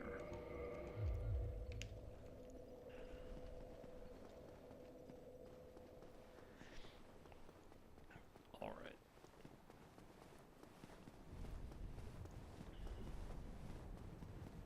Oh yeah, I guess we didn't even talk about this bonfire. I don't know if we really want to. I guess if we wanted to have the Lady of the Darkling in the Yeah. background, that's interesting. But it's sort of a second character, which is Yeah, I don't like it. It's again, it's so many Otherwise, straight like- lines. like yeah. I said earlier that Anor Londo is like the place to go for straight lines, which some of Yeah, them indeed. are okay, but I'm not really interested. I mean, even by those standards, the other bonfire is a little bit more interesting. Probably the most interesting bonfire in Orlando is going to be the one after Ornstein and Smo. Because Yeah, probably. there's that one, and there's also the one in between there and here, which we will see hopefully soon.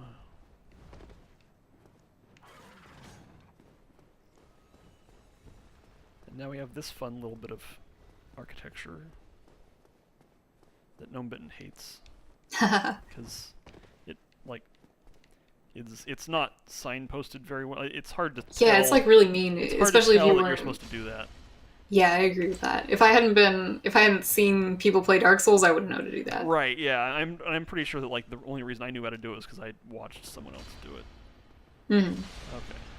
Now, I'm gonna get fat again because the next part is easy to screw up and it's a lot easier to handle. Oh, also, I still have this ring on, which anyway.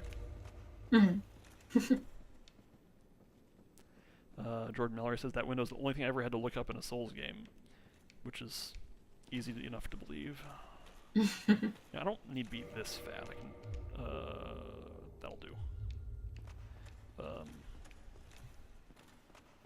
I just want a lot of poise so that I can ignore whatever these guys are doing, because I've definitely died a lot due to dumb nonsense, and all things considered, I probably will still die. This is still pretty satisfying to watch, considering how it normally goes. Oh. Like, yeah, just like for them to throw knives and you're just like, doesn't matter. Yeah. Like, okay, that's also a decent solution, is when they just decide to jump off.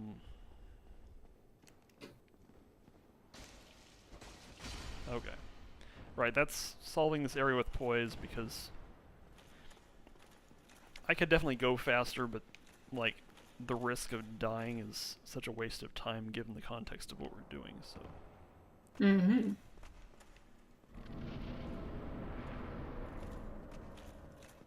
And now I can switch back to the normal outfit. Great. I guess one thing, you might have already seen this, but the witch gloves, let's see if we can have little, like, press-on nails on them. I don't know if you've already... Oh, let's see. Oh, that's interesting to me. Let's try to get, like, find a way to see those. Like, okay, if I, no, do this, now. Okay, so, yeah, there they are. There we go. Oh, those are cool. Okay. Because it's like, okay, if I take off... Looks like Fritos. Yeah, because, like, so now I'm just wearing the witch gloves, and it's like these fingerless gloves with rings on the end, and press-on, scary. and these, like, claw nails, which Yeah. is quite the style. It sure is. They're not just on the thumb, you can see one on the pinky finger there. Yeah, they're like press-ons, but like too much, right? Which is good. Which is definitely, like, considering what the cloak looks like with, again, like, yeah, okay, like the giant collar. Right, it's complementary. Yeah. It's cool. I mean, and considering this is supposed to be a witch outfit, it's like, it's definitely an interesting take on a witch, because I approve. and it's kind of one of the reasons why I don't like the witch hat. I mean, okay, the witch hat's good, but as far as fashion goes, I think it's actually too large. Once I okay. Which I will actually show you once I deal with this gargoyle. Yeah, go for it. It's just not really... that's one way of dealing with the gargoyles, by having him jump in a pit. So the witch hat, again, from the back, it looks fine most of the time, but when you're looking at the front, it's actually too big, like, compared to the size of their head. I mean, it's very large. Yeah, it is. It's the brim is really wide. Which I like the overall design of it, but it is huge. It is, like, when you're just walking around like this, it looks okay. But if the perspective is going to be like looking at the character lighting a bonfire, etc., etc., I think it'll kind of overpower the rest of the outfit. Yeah, I think that's a valid concern, and I think it's correct as well. Like, I was thinking about it. Like, is there any hat that you'd want to include on this character? I don't know. I haven't. Like, I was by default thinking no. I'm trying to think about whether there is a hat that I would want. Like, other popular hats include Ferris's hat, which is the like Robin Hood kind of looking hat. I don't know if you've seen it before. I might have. It's not really ringing a bell because I haven't played this game in a while. I actually did not pick it up in my journey to pick up all the clothing. I forgot about Ferris's hat, but oh well.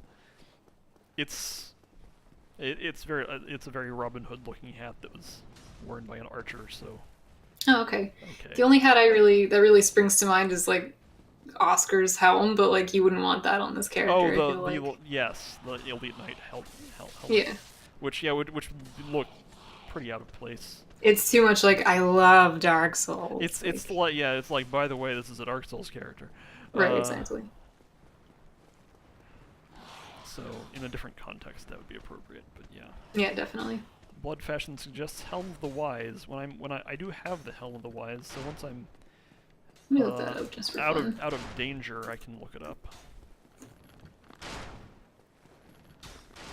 It's part of the adventurers set. Yeah.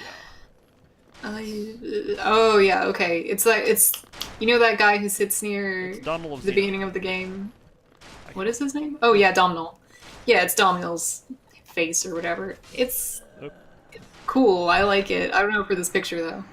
It's a little bit God. a lot.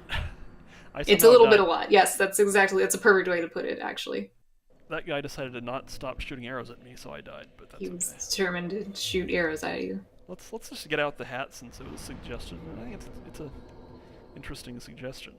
It means we get to scroll through a lot of clothing. Oh, there it is.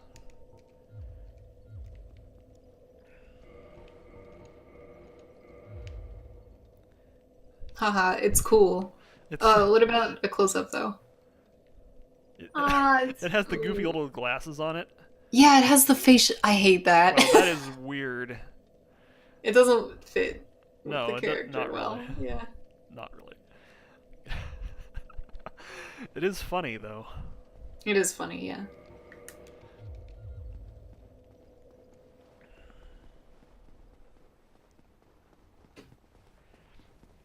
Yeah, I think the main issue is that, like, apart from, like, the various sorcerer hats in this game are really not very fashionable. If they aren't Big Hat Logan has too big. I mean, yeah, like again, if the witch hat's too big, then Big Hat Logan's hat's way too big. The biggest of all. And I don't know. I'm kind of used to just sort of playing the game with no helmet on, just because I'm kind of used to it. Like if you have no helmet, it sort of just makes outfitting overall a little bit simpler. And like for game mechanics, you don't want to you usually are paying attention to your equip load. So I'm kind of used to just leaving off the helmet and then only worrying about the other 3 slots for getting that to the weight limit that you want. Which is all very boring from a fashion standpoint, but you know, what I'm attached to is what I've looked at for a long time. Yeah. So, gold-hemmed hood, that's probably also a very good suggestion. Let me look that up. That we might consider. I definitely have that in my inventory, and so again, once I'm not in danger, I can slap it on. I think it would be a closer fit, just because it's not quite so extreme than the adventurer's hat. Helm of the Wise. Gold-hemmed black hood. No, gold-hemmed hood. Yeah. Gold-hemmed black hood? It's probably gold-hemmed black hood. Okay.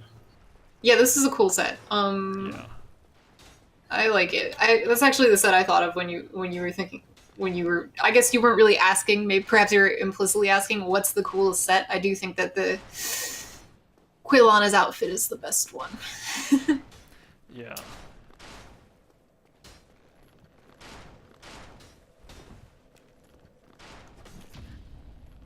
Okay, that's how it's supposed to go.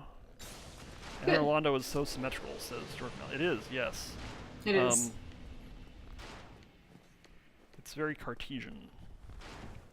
There Extremely. are a lot of lines. And,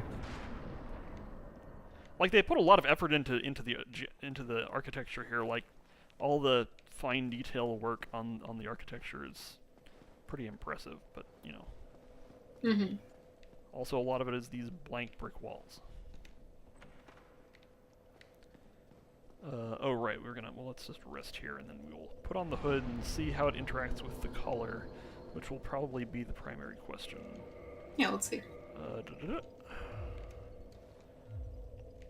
And covers it up. Covers it up. That's Well, you could always tuck it in, but like I guess it does sort of how do you say, it obscures the face. So if you wanted it to be Right. obvious that your character's hollow. Yeah, that also, like, yeah, again, revisiting the question of definitely wanting the character to be hollow. I mean, technically you can, the I mean, attentive person can look at the hands, but that might, that's kind of... yeah, I mean, it is. There's the one thing, like you can tuck the hood in the drawing, and also you can make the opening a little bit bigger. Like if you did want something on the head to make it look a bit more, I don't know, like well-rounded as an armor set, then like yeah, You could, like, have the hood pulled back, but then it's not like the gold hemmed black hood anymore. It's just like some. yeah. In my mind, just gapped open slightly is good. Yeah.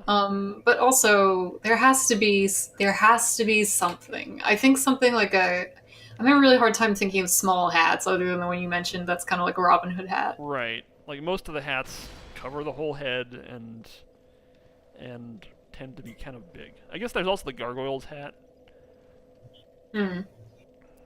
Megaspell asks I what it don't means, know what it looks like. What does it mean to be hollow? I assume they're not asking about a game mechanics sense, and they're asking more in a sense of like.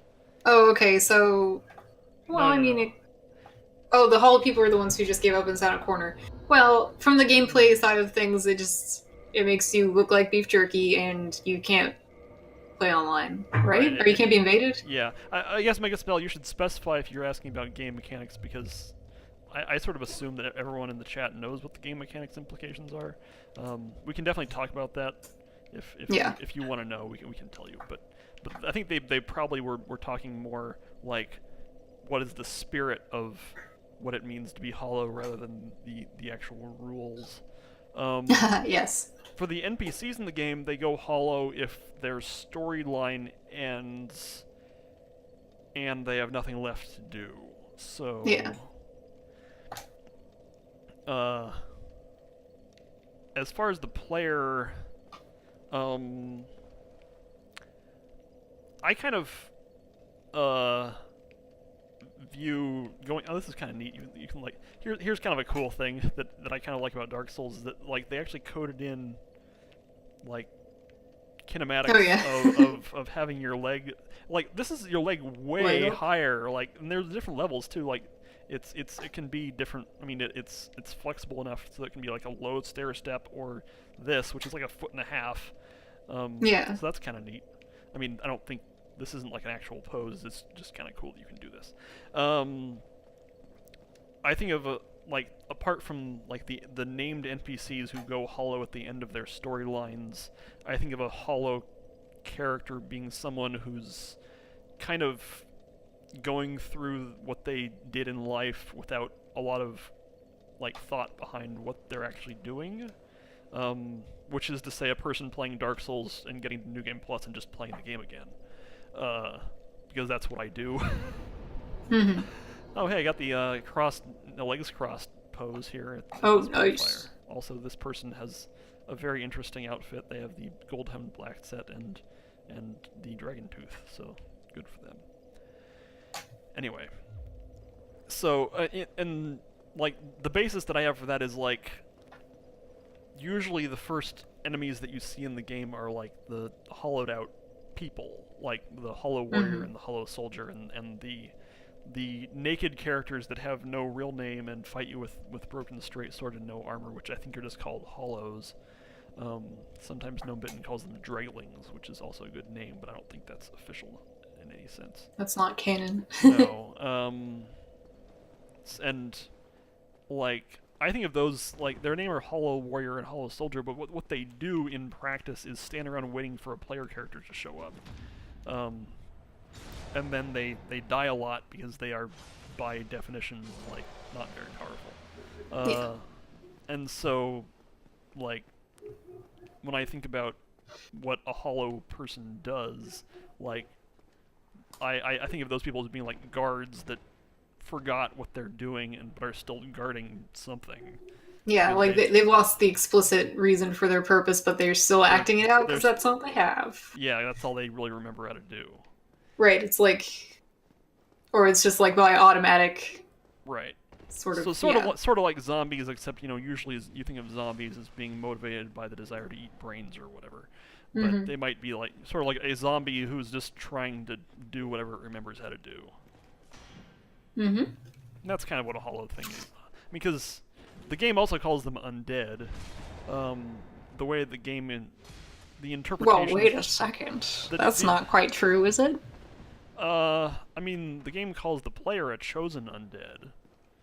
So the way I understood it was that everybody who has the undead curse is undead, but it doesn't necessarily mean that you're hollow. It just means that you will go hollow. True. I mean, yeah, so that's why your character gets thrown in the place at the beginning of the game, even if they weren't necessarily hollow to start with. Right, immortality right? as an existential terror, which is what Megaspell said, which is correct, that like it is a curse to not die, which is so you are immortal, but that might not be something you want. So the implication that like there were people who didn't have the undead curse was really interesting to me, or like they didn't have it yet. Yeah, I sort of figured that everyone in Anor Londo, everyone that you meet in the game, is undead in the sense that they don't die, except for when you kill them. I mean, the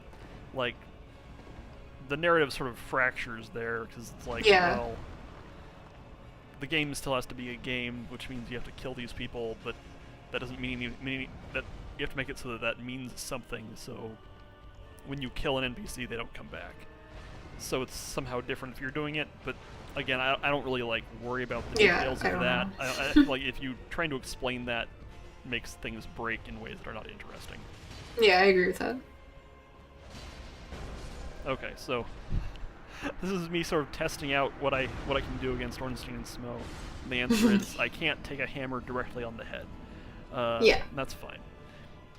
Oh yeah, while you were explaining about the hollow stuff, I wasn't just like exiting my body. I was both listening and I was looking up a list of all the helms in Dark Souls 1. Okay. And I found 4 of them that I thought we could try maybe. Sure, and again, I probably have them in the bottom Oops, of the 5. box.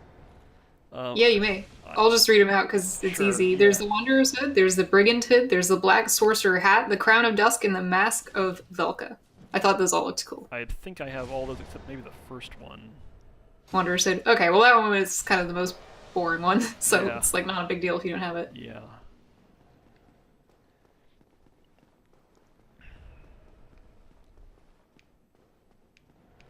Megaspell says their personal headcanon is when you die, 1 billion years pass before you come back. That's possible. It's interesting, yeah. Yeah, that definitely is one way to interpret it. Like, the fact that the world does not change very much between... I mean, obviously, because of the game, the world doesn't change at all. But between... Okay, I'm going to spoil a little bit of Dark Souls 3 here. So, oh no! You better get out of here. If you want me to not do that, I can not do that because we were. No, that's fine. I don't care. I spoiled the heck out of myself. By the way, I don't know. I'm not answering for everyone though, just for myself. Okay. I'm speaking directly to Megaspell. Okay. Since they said they played a little bit of Dark Souls 3, I like Dark Souls 3 influences your take on like how much time passes, because the area that we're in right now appears in Dark Souls 3, and so obviously like time has passed between Dark Souls 1 and Dark Souls 3, but the area is still there, and so, but you know, it's obvious it is different, but anyway, so that sort of speaks to how long it. Oops.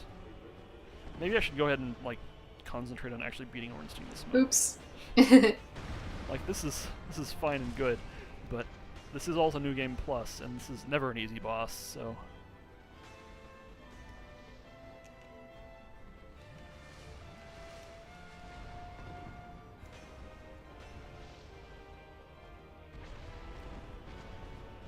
Oop. I probably also should be not in light roll for this boss, because it is nice to have some poise and Smack. Okay.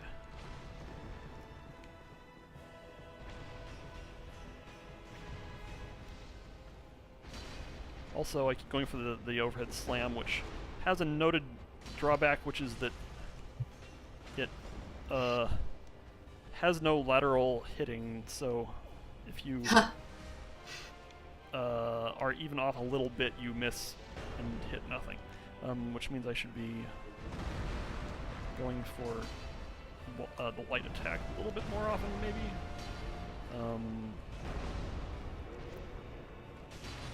On the other hand, oops, smash. Whoops. The one benefit of the overhead slam is that it staggers Ornstein in one hit, which is definitely a benefit. Anyway. Alright. Oh yeah, let's look at some hats. That was a nice little break. Let's look at some hats. Okay, so... Alright. So I have to remember... I'll just grab the Thief mask because it's small. Oh, that's cool. So there's Brigand Hood. So the Black Sorcerer hat, I can't remember. I don't think you can... I think it is discrete from the Sorcerer hat, but Yeah, it doesn't really matter that I much. think I think it also... They look very similar. Oh, there it is. Oh, there it is. Can't remember how you get the black... where the Black Sorcerer set is. But I did pick it up. I don't... okay. There are a few outfits that are like the models are in the game. You can't get them, but you can like glitch them. Oh, you have Crown of Dusk. I just saw it. Right. I'm not sure that you want it necessarily because it is its own Dusk's thing. Yeah, but like it's cool though. I like it. It is nice. There's the Mask of Velka. Oh, here we go, Mask of Velka. Yeah. So this is Oswald's stuff. And there's... Did you say Maidenhood or? I did not. I said Brigand Hood. Oh, okay. There's also Dingy Hood, which might... I'm gonna pick up... That might be good too, yeah. I guess this is... let's just grab all the hoods, why not? The six-side helm of the Channelers is funny, but it's definitely gonna have the same problems that, like, the... Yeah, all the other face-blocking helms. Helm of the Wise has, where it's like, that's funny, but... This is a different face. Right. I'm gonna grab the whole outfit of Sierron because I think it's neat. It's cool, yeah. And this is probably how. Oh, there actually is a scroll bar, so I can see how far along we are. Oh, cool. I'm not gonna grab the sack. It's too much of a joke. Okay. Well, I think it is definitely on brand for me to say to disregard something as being too much of a joke, but that's okay. So, Thief's Mask, I mean, alright. It's kind of featureless, I mean, it does what it does, but I don't think it's really on plan. Like, am I in a plague area? Is that why I'm wearing this thing? Like, I'm not actually a ninja. So, Brigand Hood. I don't usually play like this. This is not bad. Okay, let me see. Sorry. Wait, I'm so silly. I have the window not maxed. I kind of like that. It's okay. Can we angle down a little bit? It's interesting. It's a little bit bulky of a silhouette. It is, than I was expecting. yeah. Like if you could somehow make the whole hat smaller, which I suppose maybe you could, but I don't know. Sure, it's possible for sure. I kind of like the circlet thing going on. Yeah. But it's too fun. Right. Let's go. That's an interesting shape. This is I don't like that. rather foppish. Let's just try the normal sorcerer hat. It's basically the same. Pretty much the same one, yeah. Yeah. Okay, yeah. Well, the picture of it looks cool, as you can see. But... looks like a Khajiit, which... This is not as interesting as I thought it would be. Helm of Dusk, you definitely have to be like dedicated to the off-kilter wings, which are kind of cutesy. I mean, it's too anime, maybe. Yeah. Yeah. This is kind of... This is extremely cool. You like this? Let me just look at this for a sec. I feel like it's like... What if pretty serious business, but also completely silly. I kind of enjoy how it goes with the outfit. I think the eye does? holes, if that portion was just removed and like the face was open, it might be good. I mean, like, so the nose piece was gone, or Yeah. and like the Maybe if it was like a broken version of the helm, like that might be interesting. so, let's see what else we got here. Yeah, let's see. This is again sort of like a more normal version of the gold hemmed black hood. Yeah. Oh, also I think that this gives us the folded down collar geometry on the dress, so it doesn't just Interesting. clip. So did I already mention like the rolled up sleeves effects? I don't think I did. I'm not sure you didn't know. Okay, so the dress has these gigantic sleeves, right? But there are actually several different models of the dress. So if you put on other things like Lord's Blade gloves, although it's a little more obvious with it rolls up the sleeves of the dress so it doesn't just like clip into the gloves and make it look weird. Yeah, I see. It's more obvious if you put on Hovel's gauntlets because you can see that like now you have like exposed arm, and your sleeves are rolled up, which it's not super clear that your sleeves are rolled up, but if you put your normal gloves back on, then it's just a smooth sleeve, except for anyway. So it has like it's kind of I just think it's kind of funny that there are like sleeves rolled up models for most of the light armor. Which Yeah, it's interesting. it doesn't put that on unless like it is pretty smart about whether it needs to do that or not.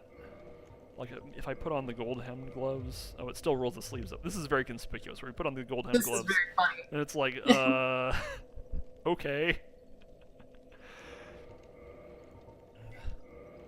Anyway, so like the sleeves, the collar has like a mega popped collar model, and also the folded down collar model, which if I take off the I hood, prefer the pops. I mean, yeah, In case anybody cared. yeah, like the point of this dress is to have this goofy popped collar, and then like that extra, what looks like you have a scarf wrapped around your neck, which I don't know if there's a better term for that, because it would probably be an integral part of the dress. I don't know if it's a scarf. I feel like it's a collar or whatever's being worn underneath the armor. Yeah. It's just I don't know. This seems like it's probably at least like 3 layers of like under Stuff.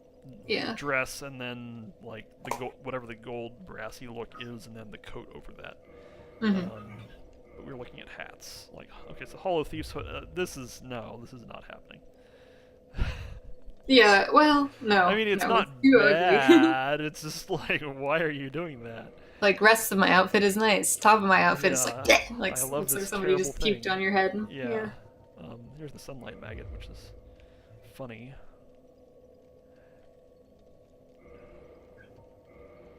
But is a little too flash. And then, yes, then there's this. Yeah, it's good, but you're not gonna wear it. This is definitely a gag. And then the porcelain mask is interesting because it like has Ciaran's hair on it. Because you would never see Ciaran's head otherwise. So it has like this pigtail and the bits hanging out. Like the actual helm is pretty weird because it has these like faux eyes. They're clearly. It gives off a very heavy Legend of Zelda vibe. It does, yeah, or Majora's Mask kind of thing. Yeah, where of this like conspicuously fake-looking face. Unfortunately, the hair doesn't have geometry. Bummer. Because the pigtail would have like some geometry, but this is Dark Souls 1, so fingers crossed that the remaster does. But blah blah blah. Like the real poster child for that is the Silver Knight armor, because it's the Silver Knights have big, cool-looking capes, but the cape is completely rigid. So, oh well.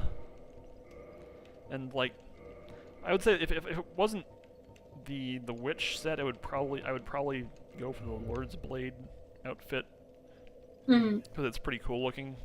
It's got a lot of like, it has the big old toes. I like those toes. Yeah, I was gonna say. And like spurs practically. And then it's cool. I like it a lot. Yeah. Like actual this weird spider web effect on the armor, plus the extra glove. Like in the armor and the gloves kind of both have similar motifs going on. And then you have like, Yeah. like shoulders, but there's a lot of look going on here. I guess is what I'm trying to say. Whoop! Someone's at the door. It's probably not for me. Hold on, No, let me just ooh. verify that it's not Okay. for me.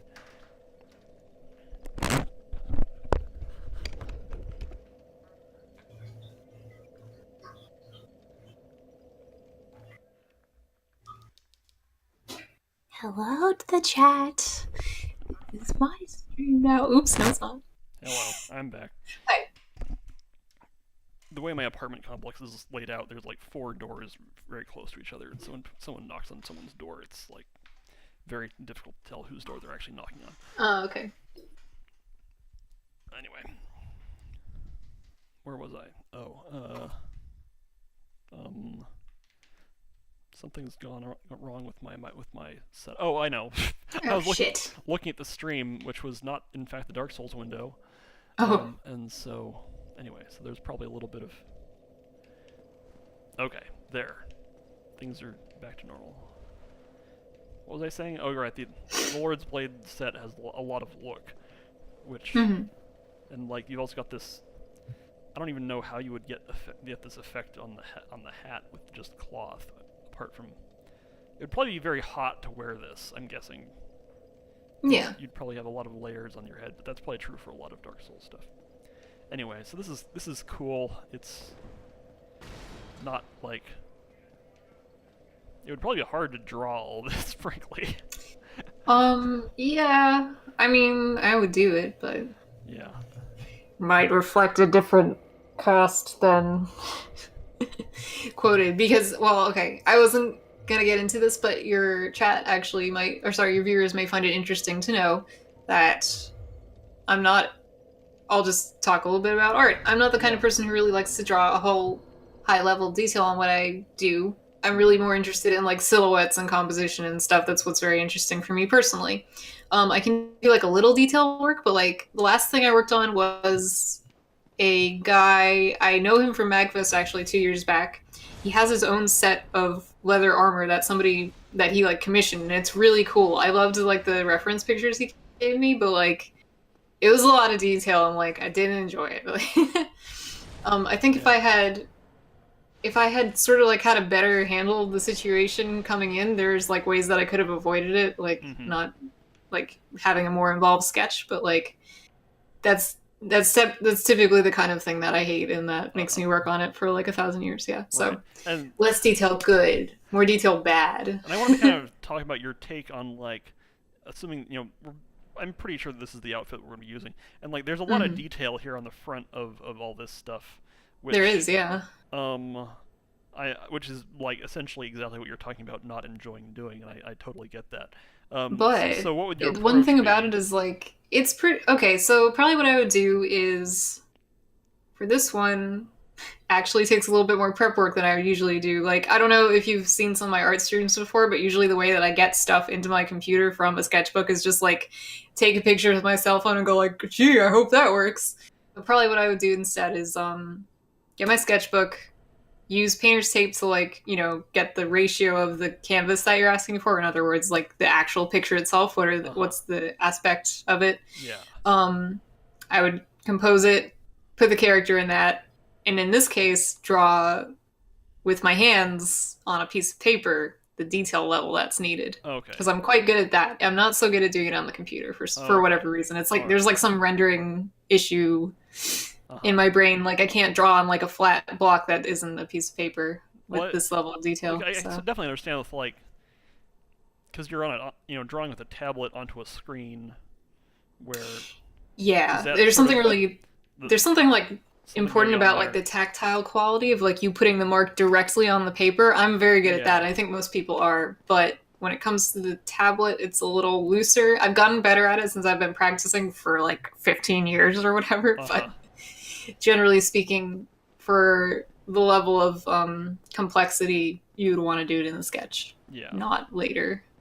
And I kind of feel like, I mean, you might have other thoughts about this, that like the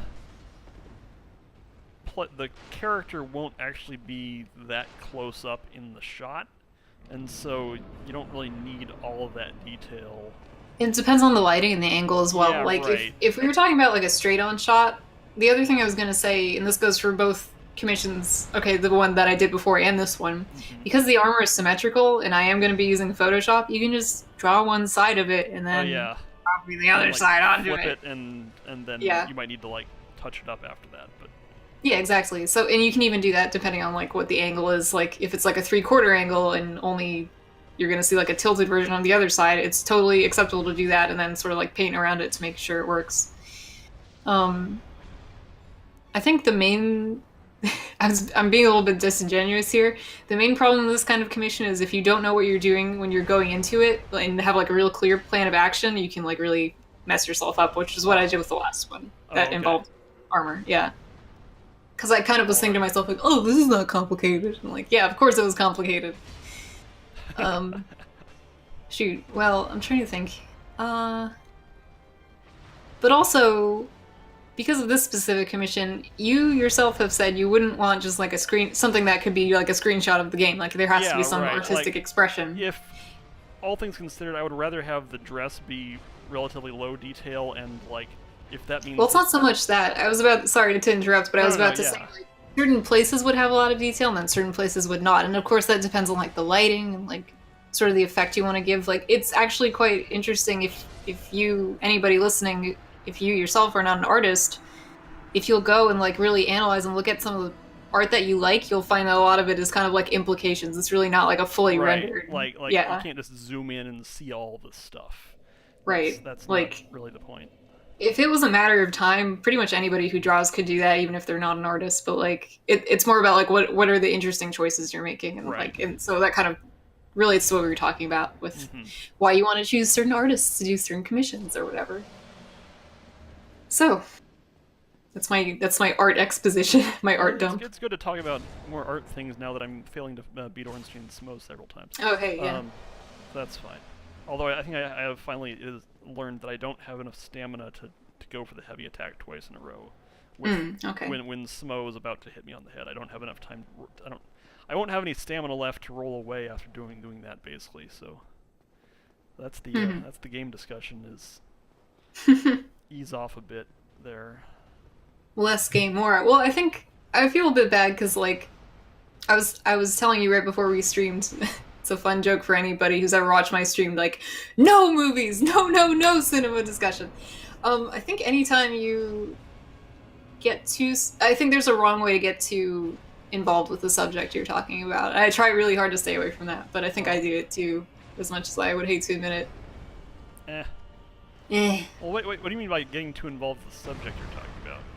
Okay, Like- so like to the extent that like somebody who's not interested in what you're doing, or sorry, not Oh. somebody who's not interested, but somebody who's not an artist, for example, like you wouldn't want to talk in a way that sort of like excludes them from listening and Oh, understanding. yeah, like Yeah. If you get too involved in the details of what you are specifically talking about, you can lose your Yeah. audience. Which It's called getting lost in the sauce, in my mind. okay. Yeah. In my own context is that like if is in a sort of an educational context because I've like spent time tutoring people and stuff, and like if in person it's a lot easier. In online, if all you have is someone's voice, Yeah. it's a lot harder to tell if you've lost them because you don't see any body language. Yeah, you don't see them reacting to you, so you have no way to really tell. Right. And it's of course the chat. We can lose the chat quite easily because they can just get lost and wander off, and that's fine. Yeah, or they can just, or it can be for any reason, really. It was and not Right. necessarily for that. So like But- you never can really know. But in terms of talking about stuff, you can. It's hard. The context we're in right now is actually one of the hardest for knowing if you are still have your audience or not, following along or not. That's fine. Well, speaking of which, I feel like I can retweet the retweet of the retweet that I retweeted. There's always like, well, just from my experience, I like to No, yeah, like remind if you've every been couple going, hours. going for a little while. And indeed, we have been going for a little while. Yeah. I don't know how long. Like I said, I think I originally said about 2 hours, which I've been kind of thinking like kill Ornstein Smo and then take our temperature. Yeah, let's do that. What time is it? 6:23. It takes me a long time to kill Ornstein Smo, in which case things we might reconsider that, but I'm slowly getting a little bit more conservative and not messing up quite as much. Yeah, I think I believe I have the utmost confidence that you'll beat the boss sometime. Yes. Yeah. Shoot, I went to retweet the retweet and I got a bit lost and disoriented. Oh, I was gonna say one thing. It depends on the kind of person you are, but me personally, there's a type of didactic explanation that I really, really hate. And I can't really define it with words, but like I know it when I hear it. So usually what I do is like I have to edit my streams anyway to like highlight them and everything. I just like listen to the commentary and think to myself like, "Oh, do I love listening to this or do I hate listening to this?" Huh. And if I hate it, I just change what I'm doing. And also, let me add that even before I was doing streams regularly or semi-regularly at this point, editing that podcast I did, because I was editing it for like the first 2 books or whatever, Right. gave me a really nice insight on this, because it's not only about like what you say and how you explain it, but like the tone of your voice, like screaming a lot is something that I used to do. I don't do it as much now, or I'm like careful about how I do it. So it helps if you're the kind of person, I guess, who's really high strung and has strong opinions, but like myself. But if you don't, then don't do that, though. Let's see. I've decided to put on some more armor so I'm a little bit less flimsy. Okay, let's see. Yeah. One problem. Yeah, this is hideous. Like Hovel's hat on this dress looks real stupid. It looks great. I love it. It's a bit heavy, goofy looking. It sort of looks like it's made out of just like a trash can that was refashioned into a. It definitely is the look of like taking the Lego parts and putting the wrong head onto different body. I love doing that, by the way. When I was sure, yeah. Yeah. It's not artistic. It's not aesthetic. We're not doing that.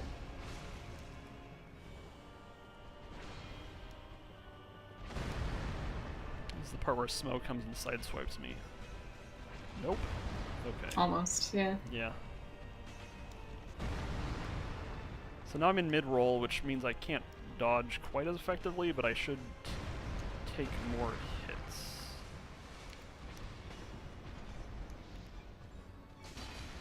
Yeah, let's see.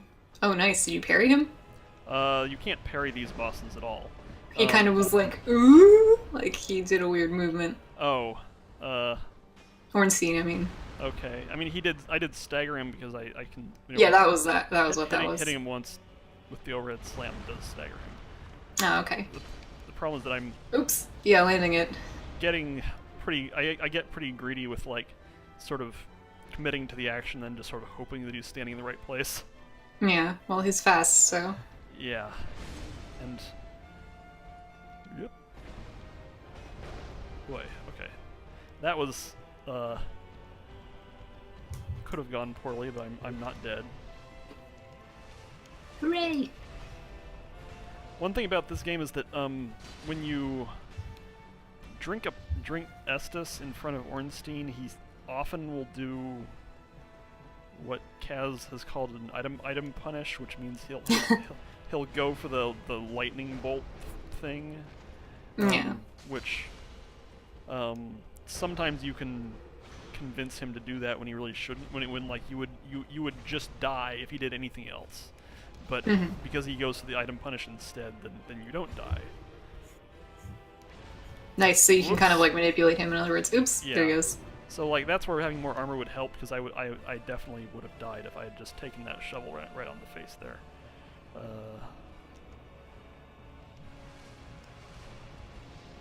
Oh yes, yeah, definitely.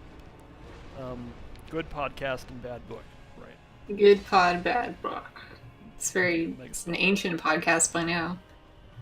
Ooh boy, how long ago was that? That was probably like, was that 2013, I think we started. Yeah. I feel 13. Like I'm trying to remember. Yeah. I started listening to it when it was mostly over, which was like the end of 2014, Oh, is that true? I think. No, we were still kind of in the midst of it. Or no, well. Okay, so I moved to Texas in 2015, and by the and maybe fall 2015 we were done for good. Okay. Yeah, I think that's what it was, like the tail end of us doing stuff. I believe that's right. Yeah. Ogre's back. Hi, Ogre. We still Hello. are here somehow. Alright, Ornstein's almost dead. Good. At which point... Oh, I have a question, a technical question about Dark Souls. Okay, go for it. In your opinion, what are the factors that should make you choose to kill Ornstein or Smo first? Oh, good question.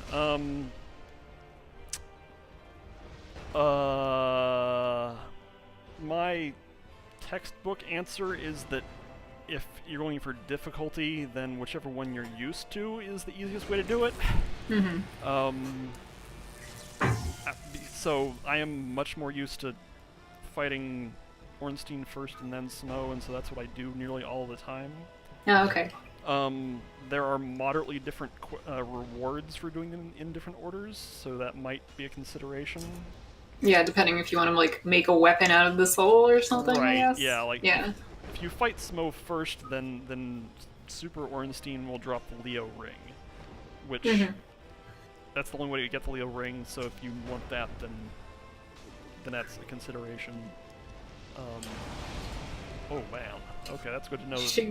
The butt slam is nearly lethal while blocking, so that's something I have to keep in mind of. Because it's usually not that bad, but this is New Game Plus. I think Super Smo is easier than Super Ornstein because his moves are very committal. Like he's just bigger and he's slower essentially. Yeah, he's slower.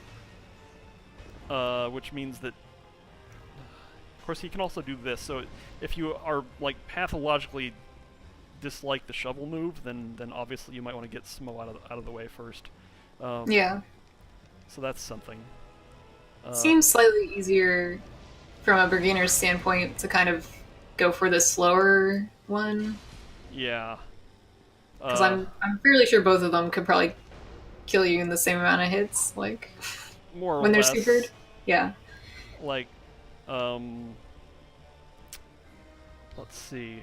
I'm trying to think, and also like not die to Smo because it would be really annoying. Like that would suck. Like definitely, obviously, like fighting two of anything is harder than fighting one. So, in that sense,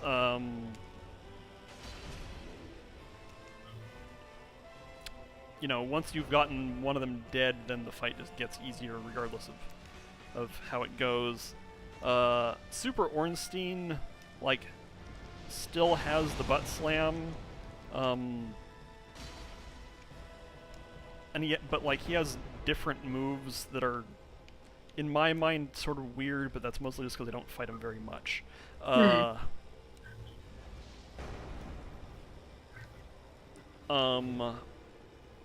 formative experience. This is a complicated Dark Souls story, which is that a lot of my experience fighting Super Ornstein was when I was fighting him with straight sword hilt. Oh no.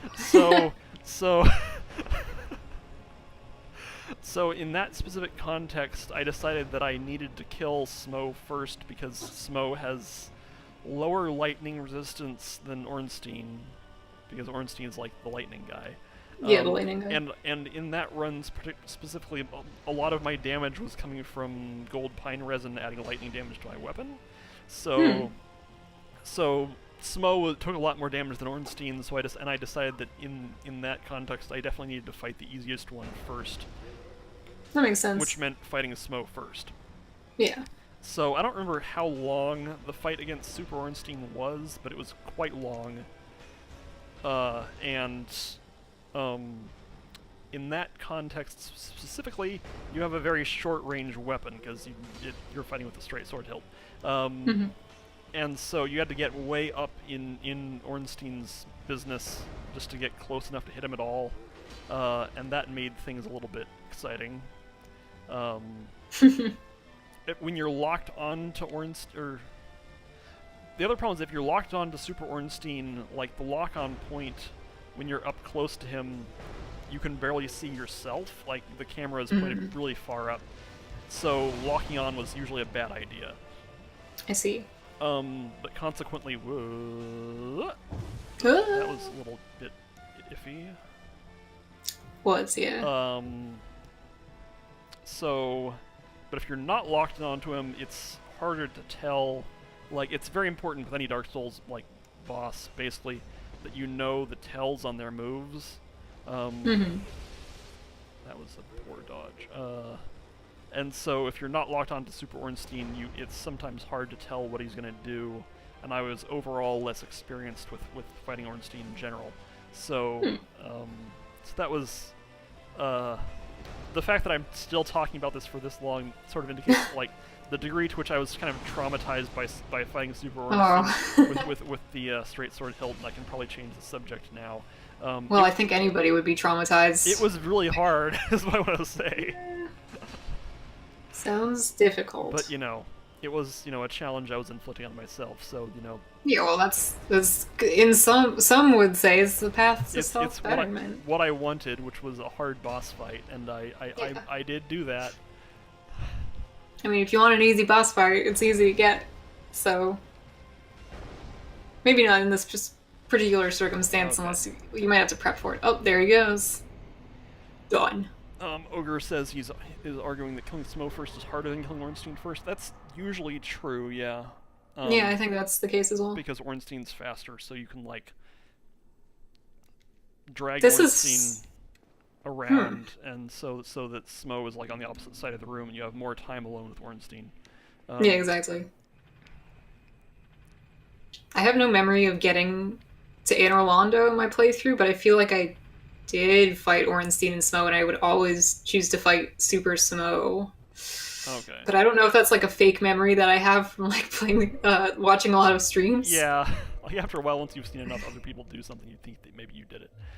I've definitely. Maybe I did that. Anyway, I definitely played. Well, go ahead. Sorry. I was going to talk about this bonfire, although you hadn't. Well, go right ahead. I'm curious because that's what I'm here for. I was going to say that I think this is the most interesting bonfire in Anor Londo, as far as it goes. Like, you have the depth of, like, you can point the camera like this. So if you turn the camera clockwise relative to the character, this way, yeah, there you go, and then angle down a bit, so the light of the windows hitting the wall, actually the lines of it introduce a diagonal, and actually you can just see on the, I don't know even what you call that, but the sort of like rim of the wall is there's like lots of interesting lines, and all the lines lead back to the character who's centered in the middle of them. Right. I mean, you have vertical lines too. I like those. I just don't like a picture with only those kinds of lines. I'm gonna, like, try to get the character pointed, like, anyway. Yeah. Getting the right angle here is, like, limited a little bit by, you know, pseudo 16-way movement. Oh, definitely. But anyway. I think the bonfire could be hard to place in this shot, though. This is something that sticks out. Yeah. Yeah. Like, I feel like right now it might be a little bit. Well, something like that kind of works. Like it's hard because like all the visual interest is like sort of in the center to the left side of the picture, and if you turn it, it kind of like ruins it. Yeah, this is. I mean, it's viable, but like it would be difficult. Yeah, like you'd have to set up. Yeah, right. All right, I'm gonna go do the plot thing now. Do that plot thing. Chad fought Super Ornstein because he wanted his armor and soul. That's quite fair. Yeah, the very large woman. The large wom.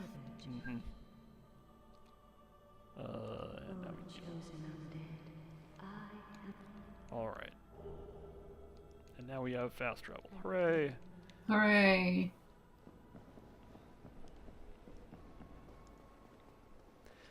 I think you were going to say some other thing about... I can't remember. About artistic composition? Games or memory, I don't know. Maybe. Oh, right, where I thought I played the games because I watched a lot of streams. Okay. I don't know. I'd be real shocked if I got to Anor Londo because I don't remember ever doing that trick to like jump on the banister or go to the painted world. I didn't do that. So well, you don't have to do that. Like just like that was push all the levers. To get to. You mean to get to the catwalks. Yeah, I don't think I did that. Okay, because that's actually required. You can't skip that part. Right, I don't think you So can if skip you, it. if you never did that, then you probably didn't. You know get what? this I far. probably just watched. I bet I know what it is. Not watching streams, but watching Chad do it. Okay, that's Yeah.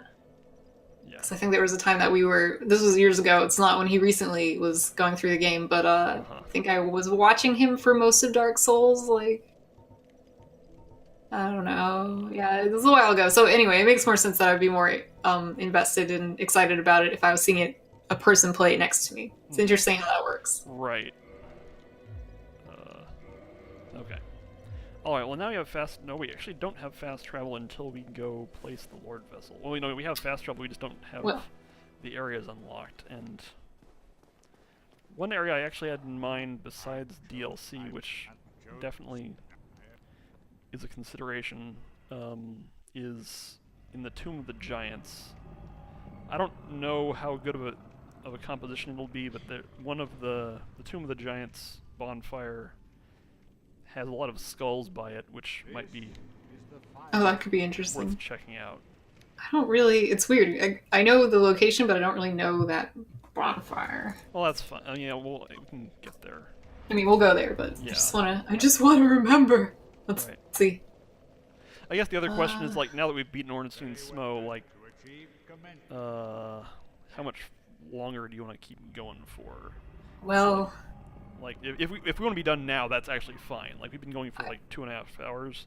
I kind of do want to stop now. However, if you don't have more time to like schedule it or something, we can stick it through. No. But- We can stop now. This is a better stopping point than like. Oh, okay. Because like. Yeah, let's do it. I if mean, you we- just set up the Lord Vessel after all. Yeah, right. Like, the next committing to doing anything else will not have a good stopping point for probably another half hour plus. Yeah, then that probably benefits us both then. Yeah, right. Yeah. Okay, so Okay. here we are. We've placed the Lord Vessel. We've looked at a lot of bonfires. Yes, we did. We only lit like 2 or 3. 2. That's okay. Yeah. Anyway. That's not what it's about. Yes. Okay. But we're done. And by the way, dropped frames 0, so that Nice. the Perfect. that worked a lot better than I expected it to. Frankly. That worked excellently. I'm shocked that it worked so well. Yeah. I don't know how the stream actually worked, but no one reported dropped frames or anything. Yeah, nobody said anything. All they said was that your mic was a little Yeah, quiet. there's That's it. audio business, which maybe I can do that better next time. But I'll check the tapes. But anyway, thanks everyone for watching. Thanks Chuuurls Yes. for joining us. Yes, thanks for having me. Thanks everyone for coming on this abnormal Dark Souls journey. Yes. All right. See y'all later. Okay, see you later. Bye.